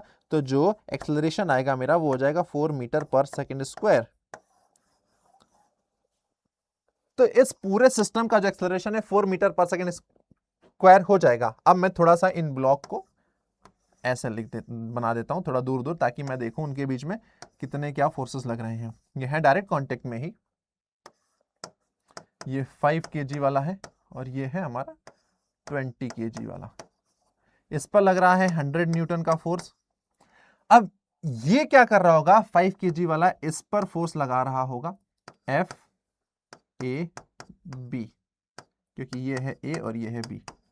बदले में ये भी इस पर रिएक्शन लगा रहा होगा एफ बी ए। ओके, अगर मैं देखूं इस 20 केजी वाले ब्लॉक पे कितना फोर्स लग रहा है, तो 20 केजी वाले ब्लॉक पे एक ही फोर्स लग रहा है एफ ए बी। और आपको पता है कि जो एक्शन एंड रिएक्शन है दोनों बराबर होंगे, यानी यहां से जो एफ ए बी है वो होगा एफ बी ए के बराबर, यानी दोनों का मैग्नीट्यूड सेम होगा, बस डायरेक्शन अलग होगी। अब देखो 20 केजी वाले ब्लॉक पे कितना फोर्स लग रहा है, एफ ए बी लग रहा है, और ये कितने एक्सेलरेशन से मूव कर रहा है, इसका भी एक्सेलरेशन सेम होगा, वही 4 मीटर पर सेकेंड स्क्वायर। तो यहां पर मैं फॉर 20 केजी वाले ब्लॉक सॉल्व कर लेता हूं, एफ ए बी बराबर M into A. F A B कितना है नहीं पता, इसका मास कितना है 20, और ये कितने एक्सेलरेशन से मूव कर रहा है 4 मीटर पर सेकेंड स्क्वायर, यानी जो एफ ए बी है हमारा वो है 80 न्यूटन। यानी जो 5 केजी एंड 20 केजी का ब्लॉक है, इनके बीच में जो लगने वाला नॉर्मल फोर्स है वो 80 न्यूटन का है। यानी 5 केजी वाला 20 केजी पर 80 न्यूटन का फोर्स लगा रहा है, और बदले में जो आपका 20 केजी और 5 केजी वाले पे भी 80 न्यूटन का फोर्स लगा रहा है। अब अगर मैं सिर्फ 5 केजी वाले ब्लॉक की बात करूं, अगर मैं सिर्फ 5 केजी वाले ब्लॉक की बात करूं, तो देखो उसका हम एफबीडी बनाएं तो हम बना सकते हैं। ये हो गया 5 केजी का ब्लॉक। इस 5 केजी के ब्लॉक पे इधर की तरफ एक फोर्स लग रहा है 100 न्यूटन का, और 5 केजी और 20 केजी के ब्लॉक की वजह से इधर पे एक फोर्स लग रहा है, इस पे कितना एफ बी ए, यानी बॉडी बी लगा रही है ए पर, वो कितना है 80 न्यूटन का है। चलो अब हम इस पे दो ही फोर्सेस लग रहे हैं, इन पे दोनों फोर्सेस एफ नेट निकाल लेते हैं। एफ नेट कितना हो गया, तो इस पे एफ नेट हो गया 100 माइनस 80, क्योंकि फोर्सेस की डायरेक्शन अपोजिट है तो हम इनको माइनस कर देंगे 20 न्यूटन, यानी इस पे एफ नेट लग रहा है 20 न्यूटन, और एफ नेट बराबर हो जाएगा एम इंटू ए। तो हो जाएगा 20 बराबर, इसका मास है 5 केजी, इसमें एक्सेलरेशन हम कितना निकालेंगे, तो एक्सेलरेशन इसका आ रहा है 4 मीटर पर सेकेंड स्क्वायर, यानी सही है, पूरा सिस्टम हमारा 4 मीटर पर सेकेंड स्क्वायर से मूव कर रहा है, यानी एकदम सही किया हमने आंसर। ठीक है, गॉट इट। चलो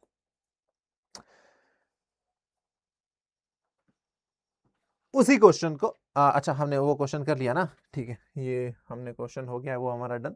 अब यहाँ पर ब्लॉक्स जो है स्ट्रिंग से कनेक्टेड हों, अगर हमारे पास कुछ ब्लॉक हैं वो स्ट्रिंग से कनेक्टेड हैं, तो उनके बीच में हम कैसे एफबीडी ड्रॉ करेंगे। तो देखो सबसे पहली चीज कि जब हम ये कंडीशन दी होती है तो हम क्या मानते हैं कि जो हमारा स्ट्रिंग है उसका मास नेग्लिजिबल होता है और स्ट्रिंग हमारी इनएक्सटेंसिबल होती है, यानी उसमें कोई खिंचाव नहीं आता है। अगर आप देखो तो यहां पर मैं जो फोर्स लगा रहा हूं एक्सटर्नल फोर्स, वो किस पे लगा रहा हूं, ये 10 केजी वाले ब्लॉक पे, लेकिन ये 10 केजी वाला ब्लॉक एक रस्सी के साथ जुड़ा है, और आपको पता है कि जो टेंशन फोर्स का डायरेक्शन है वो हमेशा जॉइंट से दूर होता है, तो इस पर जो टेंशन है इधर की तरफ होगा, इस पे टेंशन अपोजिट होगा। फिर ये किसी और से जुड़ा है तो इस पे टेंशन इधर होगा, इस पे टेंशन अलग होगा। फिर किसी और से जुड़ा है तो टेंशन इधर होगा, टेंशन इधर होगा। टेंशन क्या होगा, हमेशा अलग होता है। इस क्वेश्चन की बात करते हैं, क्वेश्चन को सॉल्व करते हैं, ज्यादा क्लैरिटी मिलेगी। Figure show 3 blocks connected by a light inextensible string. Okay. A pulling force of 20 Newton is applied on the block 2 kg horizontally. Find the tension in the string connecting to the 3 blocks. Okay. देखो 2 kg वाला block है हमारा, उस पे 20 Newton का force लग रहा है, तो सबसे पहले हम इस पूरे सिस्टम को एज अ होल मानेंगे कि ये हमारा पूरा एज अ एक आइसोलेटेड सिस्टम है। तो इस पूरे सिस्टम का मास हो जाएगा 5 + 3 + 2, यानी total mass of the system हो जाएगा 5 + 3 + 2, 5 3 8 2 10, 10 kg। F बराबर ma। फोर्स कितना लग रहा है इस पूरे सिस्टम पर, 20 न्यूटन का फोर्स लग रहा है, मास हो रहा है 10 kg, इसका टोटल जो मास आ रहा है 10 kg आ रहा है। एक्सेलरेशन हमें नहीं पता, एक्सेलरेशन जाएगा 20/10, that is 2 metre per second square, यानी ये पूरा जो सिस्टम है हमारा 2 मीटर पर सेकेंड स्क्वायर से इधर की तरफ मूव करेगा। अब हम इसका एफबीडी बना लेते हैं, भाई। हम अब क्या मान लेते हैं कि यहां पर इस फोर्सेस, इसकी बात करूं, इसको मैं मान लेता हूं कि इधर की तरफ एक फोर्स लग रहा है इस पे T1, इधर की तरफ इस पे लगेगा एक T1।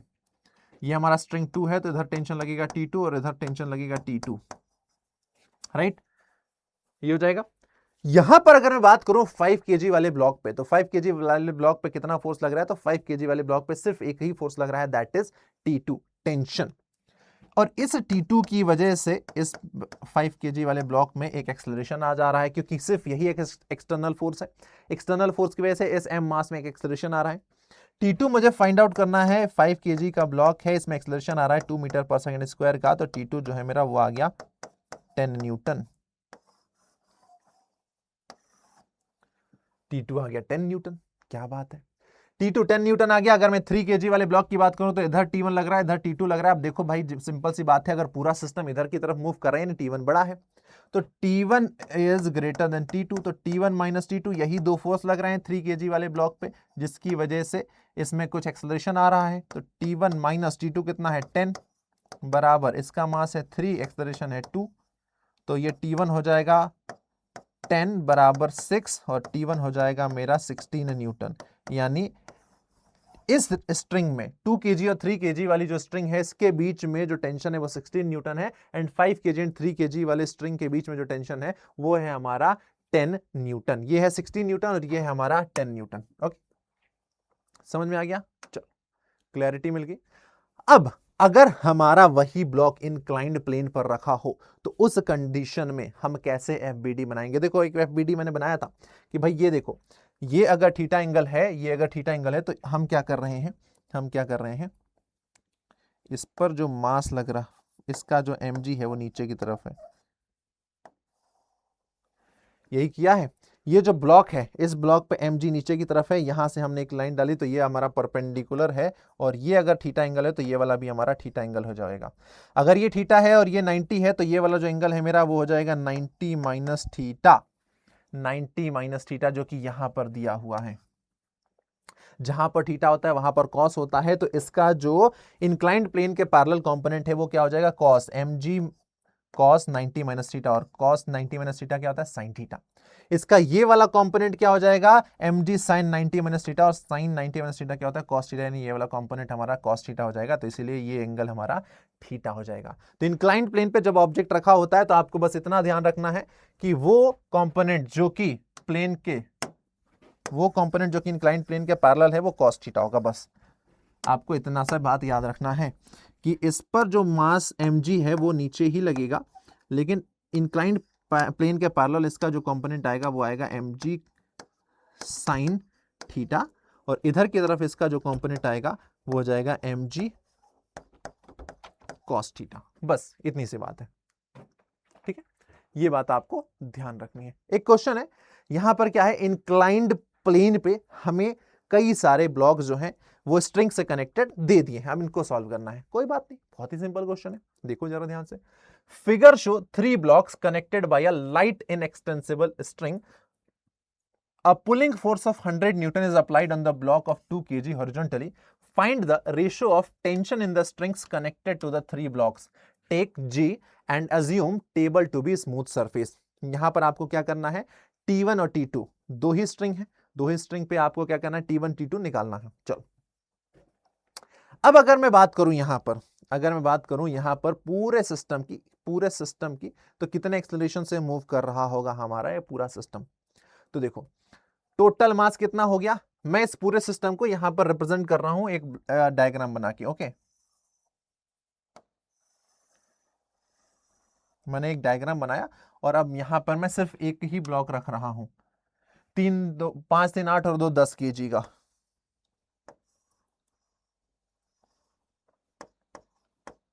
टेन kg का एक ही ब्लॉक रखा है, इस पे ऊपर की तरफ एक फोर्स लग रहा है 100 न्यूटन का, इस पे नीचे की तरफ फोर्स लगेगा mg, इसका एक कंपोनेंट आएगा, इधर आ जाएगा mg साइन 53, और इधर एक कंपोनेंट आ जाएगा mg cos 53, mg sin 53, mg cos 53, that's it. बस इतना सा है, यही दो फोर्स लगेगा। तो अब ये 10 kg वाले ब्लॉक की बात करूं तो 10 kg वाले ब्लॉक मेरा कितने एक्सेलरेशन से मूव करेगा वो हम फाइंड आउट कर लेते हैं। तो देखो, ऊपर 100 है, नीचे mg sin 53 है, तो ये हो जाएगा 100 माइनस mg sin 53 बराबर m इंटू ए। तो ये हो जाएगा 100 माइनस m कितना है, 10 kg है, ये हो जाएगा हमारा g 10 इंटू mg sin 53 की वैल्यू कितनी होती है, तो ये फाइंड आउट कर लेते हैं। वैसे ये वैल्यू पता थी, 3/4 या 4/5 होती है, इनमें से कंफ्यूजन है, तो हम एक बार चेक कर लेते हैं क्या होती है ये वैल्यू। ठीक है, ये हो गया हमारा साइन, कितना है, साइन है हमारा 53, साइन 53 की वैल्यू होती है 0.8 होती है, 0.8 होती है, मतलब 4/5 है ना, 4/5 होती है।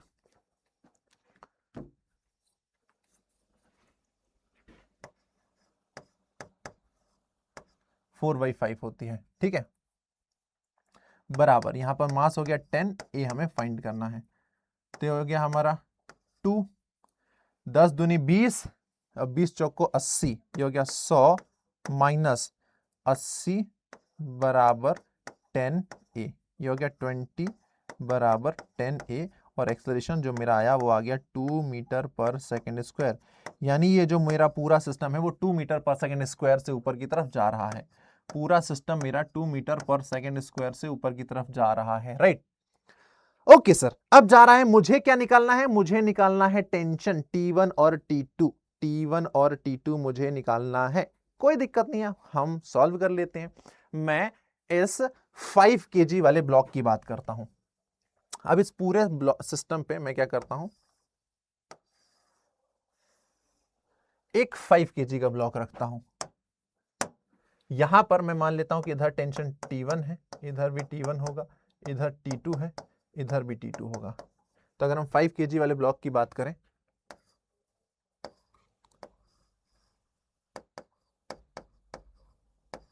ये हो गया हमारा mg, इधर हो जाएगा mg, और वही आपका एंगल सेम रहेगा, ऊपर की तरफ इस पे जो फोर्स लगेगा वो फिर फोर्स लगेगा T2, दैट्स इट। 5 kg वाले के लिए इक्वेशन बनाते हैं, ऊपर लग रहा है T2, नीचे लग रहा है mg साइन 53 बराबर ma, ये हो जाएगा T2 माइनस mg साइन 30, यानी m मतलब 5 इंटू 10, और साइन 53 होता है 4/5 बराबर 5 इंटू a कितना है 2, ये 5 से 5 कैंसिल, T2 माइनस 10 इंटू 4 40 बराबर 10, और यहां से T2 जो है मेरा वो आ गया 50 न्यूटन, T2 आ गया मेरा 50 न्यूटन। अब मुझे T1 फाइंड करना है, तो T1 के लिए मैं क्या करता हूं, T1 के लिए मैं 2 kg वाला ब्लॉक ले लेता हूं, T1 के लिए मैं 2 kg वाला ब्लॉक लेता हूं, और उसके लिए FBD बना लेता हूं। ये देखो 2 kg वाला ब्लॉक, इधर की तरफ फोर्स लग रहा है 100 न्यूटन, इधर एक इस पे लग रहा है T1, और T1 के साथ लगेगा इस पे mg साइन 53, राइट, यही फोर्स लगेगा। चलो इनको मैं बैलेंस आउट कर देता हूं, ऊपर लग रहा है 100 minus T1 minus mg sign 53 बराबर ma, तो ये हो जाएगा 100 माइनस T1 माइनस 2 kg वाला ब्लॉक 2 इंटू 10 इंटू 4/5 बराबर 2 इंटू एक्सेलरेशन है 2 मीटर पर सेकेंड स्क्वायर, 5 बन जाए 5, 5 2 जा 10, 100 minus T1 minus 100 minus T1, ये कितना हो गया, 2 2 जा 4, 4 4 जा 16, 16 बराबर ये हो गया आपका 4। T1 को यहां लेके चला जाता हूं मैं, 4 को यहां लेके आ जाता हूं, तो देखो ये 100 माइनस 16 कितना हो गया, 100 माइनस 16 हो गया 84, 84 माइनस T1 बराबर 4, T1 इधर जाएगा 4 इधर आएगा, तो ये हो जाएगा 80 बराबर T1, T1 आ गया मेरा 80 और T2 आ गया मेरा 50, मुझसे रेशो पूछा था T1/T2, मुझसे रेशो पूछा था T1/T2, तो ये हो जाएगा 80/50, ये 0 से 0 कैंसिल, 8/5 आ जाएगा मेरा आंसर। T1/T2 का जो रेशो है वो आ जाएगा 8/5, ये देखो T1/T2 का जो रेशो है हमारा 8/5 आ गया है आंसर, राइट। बस इस तरीके से हम क्वेश्चन को सॉल्व करेंगे। देखो ये रहा पूरा सॉल्यूशन, जो हमने किया है वही का वही यहाँ पे सॉल्यूशन हो गया है। आगे बढ़ते हैं और अब हम बात करते हैं कि जब कोई ऑब्जेक्ट वर्टिकल मोशन कर रहा होता है, अभी तो हम हॉरिजॉन्टल मोशन की बात कर रहे हैं, अब हम बात करें वर्टिकल मोशन कि ऑब्जेक्ट जब हमारा वर्टिकल मोशन कर रहा होता है तो उस दौरान उस पर कितने क्या फोर्सेस लगते हैं। तो पहले हम बात करते हैं अपवर्ड मोशन के लिए कि ऑब्जेक्ट हमारा अपवर्ड मोशन कर रहा है, मतलब ऊपर की तरफ उस पर एक नेट फोर्स लग रहा होगा और बॉडी का जो एक्सेलरेशन है वो कहां होगा, अपवर्ड डायरेक्शन में। तो दो मासेस हैं m1 m2, वो दोनों एक दूसरे से एक स्ट्रिंग से कनेक्टेड हैं। m1 पर ऊपर की तरफ एक f फोर्स लग रहा है, पूरा सिस्टम हमारा a एक्सेलरेशन से ऊपर की तरफ जा रहा है। तो अब यहां पर मैं यहां पर FBD बनाता हूं। तो भाई m2 की अगर मैं बात करूं तो m2 पर तो बस ऊपर एक ही फोर्स लग रहा है, टेंशन, और नीचे क्या लग रहा होगा, इसका लग रहा होगा वेट m2g, बस यही फोर्स लग रहा है, ऊपर टेंशन नीचे m2g। इक्वेशन बनानी होती है तो हम कैसे बनाएंगे, ये हो जाएगा t माइनस m2g, यही नेट फोर्स लग रहा है, ऊपर टेंशन नीचे m2g, बस यही नेट फोर्स लग रहा है जिसकी वजह से इस m2 मास में एक एक्सेलरेशन प्रोड्यूस हो रहा है ay। तो इसकी इक्वेशन ये बन जाएगी। अगर मैं बात करूं इस m1 की, तो देखो टेंशन हर जॉइंट से कहां लगता है, कहां, दूर की तरफ। तो यहां पर ऊपर F1 लग रहा है, नीचे इस पे लग रहा है टेंशन और साथ ही साथ इसका वेट m1g। तो ऊपर इस पर F फोर्स लग रहा है, नीचे लग रहा है इसका m1g और लग रहा है टेंशन। अब देखो चूंकि हमारा जो ऑब्जेक्ट है ऊपर जा रहा है, मतलब F ज्यादा होगा, F minus m1g minus t बराबर m1ay, इसकी इक्वेशन ये बन जाएगी। इक्वेशन का मतलब बनाने का क्या है कि आपने न्यूटन के सेकंड लॉ ऑफ मोशन से जो पढ़ा एफ नेट बराबर एम ए होता है, तो आप क्या फाइंड आउट कर रहे हैं, एफ नेट, कि उस बॉडी पर टोटल कितने क्या फोर्सेस लग रहे हैं। और एफ नेट कैसे आप फाइंड कर रहे हैं, तो बड़े वाले फोर्स में से आप छोटे वाले को माइनस कर रहे हैं। अगर ऑब्जेक्ट का मोशन ऊपर हो रहा है, मतलब ऊपर जो फोर्स है वो बड़ा है, बाकी फोर्स उसका अपोज कर रहे हैं, तो F1 बड़ा है, M1G और T इसका अपोज कर रहे हैं, तो माइनस कर देंगे, ये नेट फोर्स आ गया। और ये नेट फोर्स की वजह से इस M1 मास में एक AY एक्सेलरेशन आ रहा है और वही हम इक्वेशन को बना दे रहे हैं, राइट। ये बात समझ में आ गई। अब वही हमारा जो वर्टिकल मोशन है, देखो जो इक्वेशन थी वो इक्वेशन हमने ऑलरेडी बना ही दी है। अब अगर हमारा ऑब्जेक्ट डाउनवर्ड मोशन कर रहा है तो उस कंडीशन में क्या होगा, डाउनवर्ड मोशन कर रहा है तो क्या होगा, देखो हम ऑब्जेक्ट पर एक फोर्स ऊपर की तरफ लगा रहे हैं बट स्टिल वो डाउनवर्ड मोशन कर रहा है AY एक्सेलरेशन से। तो हम देखो अब इस पे फोर्सेस लगा रहे हैं, वही M2G T। अब इसके लिए जो इक्वेशन बनेगी वो क्या होगी, चूंकि ऑब्जेक्ट हमारा नीचे आ रहा है, यानी नीचे वाला जो फोर्स है वो ज्यादा है, तो M2G ज्यादा है, तो M2G माइनस T बराबर होगा M2AY। और इधर क्या इक्वेशन बनेगी कि M1G प्लस T और अपोज कर रहा है F, इसकी वजह से इस M1 में एक एक्सेलरेशन प्रोड्यूस हो रहा है। तो ये इक्वेशन हमारी बन जाएगी, ठीक है।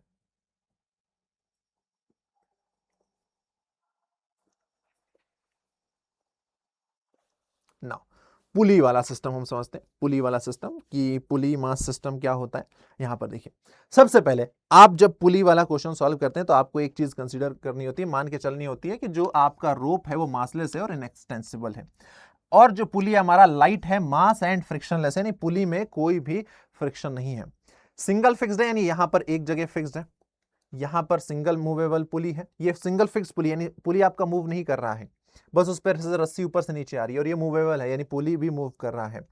ये आपका सिंगल फिक्स्ड पुली है, तो इसमें क्या होगा, हर एक जगह पर जो टेंशन है वो सेम होगा, हर एक जगह पर टेंशन आपका सेम होगा। ये देखिए टी टी टी, देखो ये पुली आपका फिक्स है तो इसलिए इसका टेंशन टी डैश होगा, लेकिन ये आपका मूवेबल पुली है तो यहां पर टेंशन टी, यहां पर टेंशन टी, यहां पर टेंशन टी, और यहां पर टेंशन 2T हो जाएगा, क्योंकि पुली भी आपका ऊपर नीचे हो रहा है, पुली भी आपका मूव कर रहा है।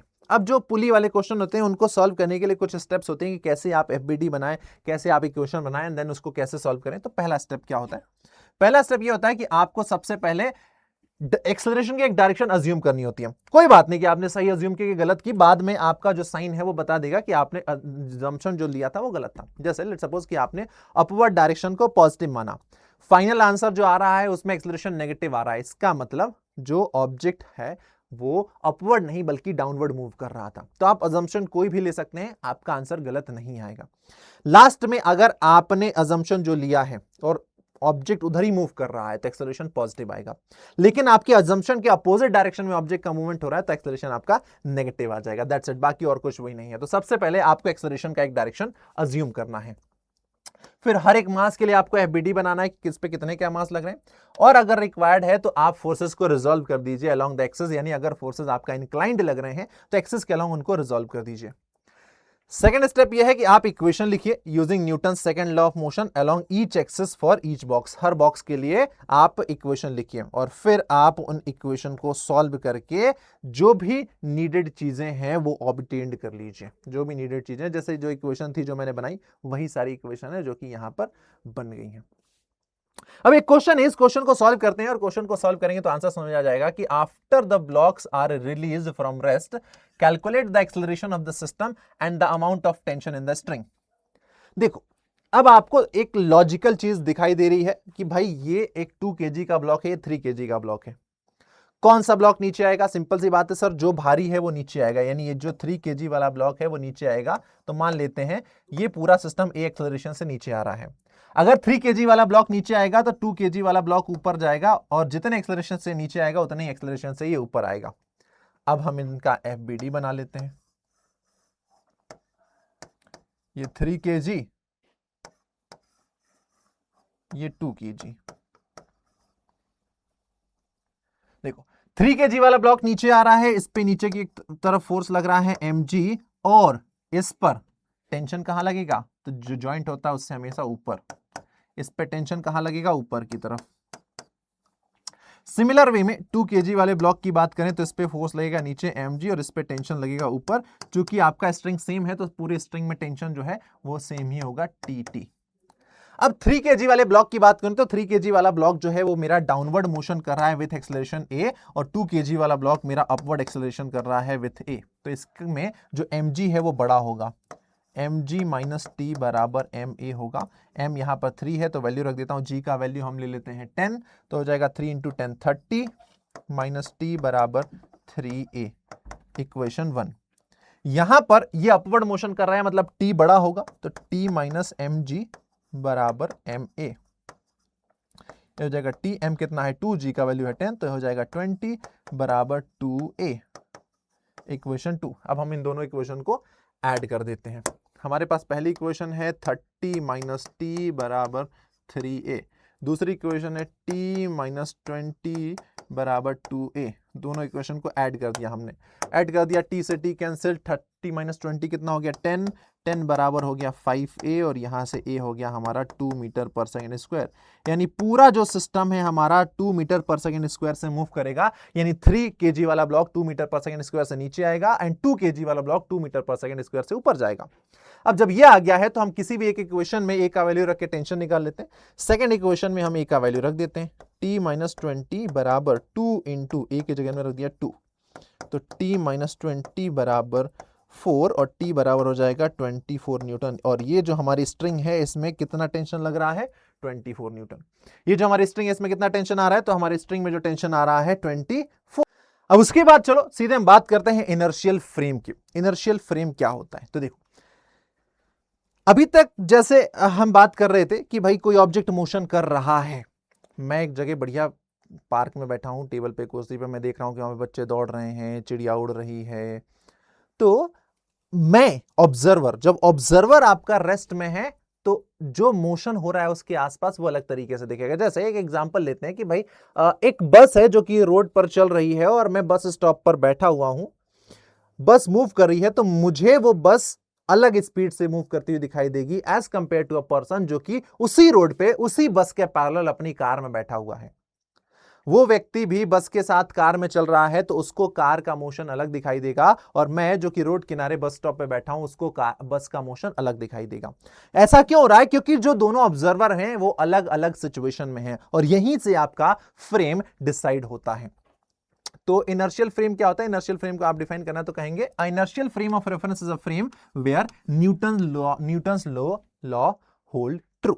यानी वो फ्रेम जहां पर आपका न्यूटन्स के लॉज ऑफ मोशन सही होते हैं उसे इनर्शियल फ्रेम कहते हैं। और इनर्शियल फ्रेम का मतलब यह है कि जो आपका ऑब्जर्वर है वो रेस्ट में है या यूनिफॉर्म वेलोसिटी से मूव कर रहा है, मतलब जो आपका रेफरेंस फ्रेम है उसका एक्सेलरेशन 0 होना चाहिए। अगर एक्सेलरेशन 0 है तो उसको हम इनर्शियल फ्रेम कहेंगे। inertial frame is at rest or move with constant velocity with respect to assumed inertial reference frame. Okay, मतलब ऐसा ना हो कि कोई कार मूव करी और मैं भी एक्सेलरेट कर रहा हूं तो मुझे उस कार का मोशन अब सेम नहीं बल्कि अलग दिखाई देने लगेगा। तो अगर आपकी कार रेस्ट पे है तो आप इनर्शियल फ्रेम में है। कार अगर आपका कांस्टेंट वेलोसिटी से मूव कर रही है तो भी आप इनर्शियल फ्रेम में कहलाएंगे, क्योंकि उस कंडीशन में बाकी सारे जो मोशन है वो आपको अभी जैसे अज्यूम हो दिखते हैं वैसे ही दिखाई देंगे। इनर्शियल। नॉन इनर्शियल फ्रेम क्या हो जाता है? जब आपका ऑब्जर्वर ही एक्सेलरेट करने लगता है। जैसे आपने देखा होगा कि ट्रेन में आप जा रहे होते हैं, ट्रेन गुजरती है और सामने से जब एक ट्रेन आती है तो आपको वो सामने वाली ट्रेन बहुत ज्यादा स्पीड से जाती हुई दिखाई देती है। एक्चुअली उस ट्रेन की स्पीड 50 किलोमीटर ही पर सेकेंड, 50 किलोमीटर पर आ रही है।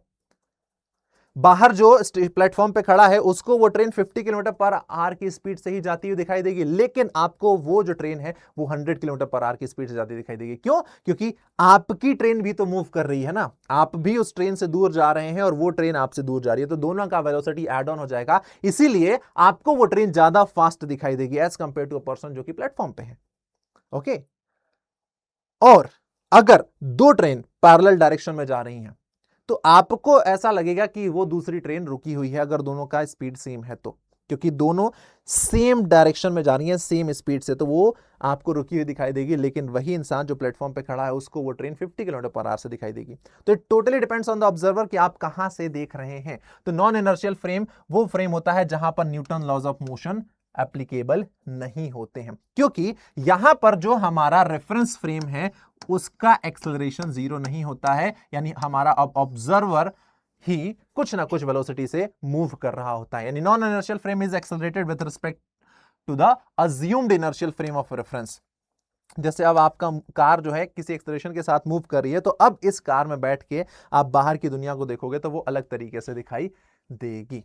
ओके, जैसे लिफ्ट वाला केस हो गया, लिफ्ट में आपने देखा है कि भाई पर्सन जो है एक लिफ्ट के अंदर है, अब वो किसी मोशन को देख रहा है, तो देखो लिफ्ट ऑलरेडी एक्सेलरेट कर रही है, तो इस व्यक्ति के लिए और जो एक इंसान बाहर खड़ा है उन दोनों के लिए मोशन अब आपका सेम नहीं होगा, वो अलग अलग हो जाएगा। तो चलिए इसके लिए हम कुछ इक्वेशन लिखते हैं।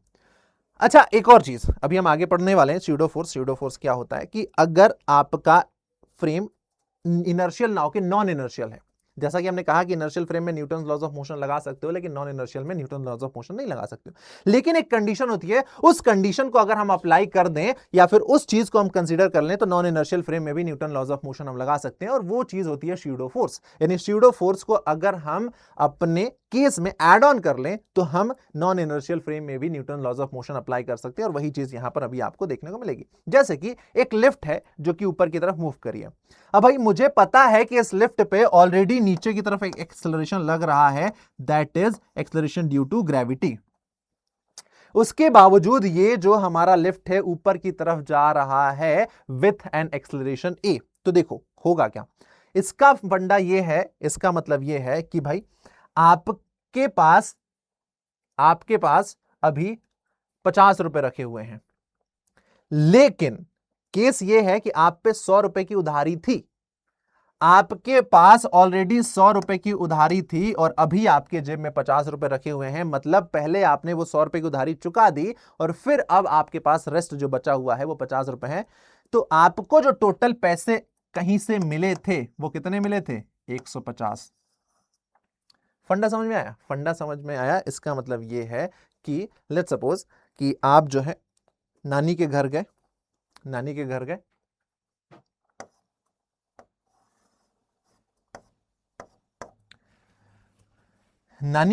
नानी ने आपको दिए 500 रुपए, नानी दे दिया आपको 500 रुपए, मामा ने दिया आपको 300 रुपए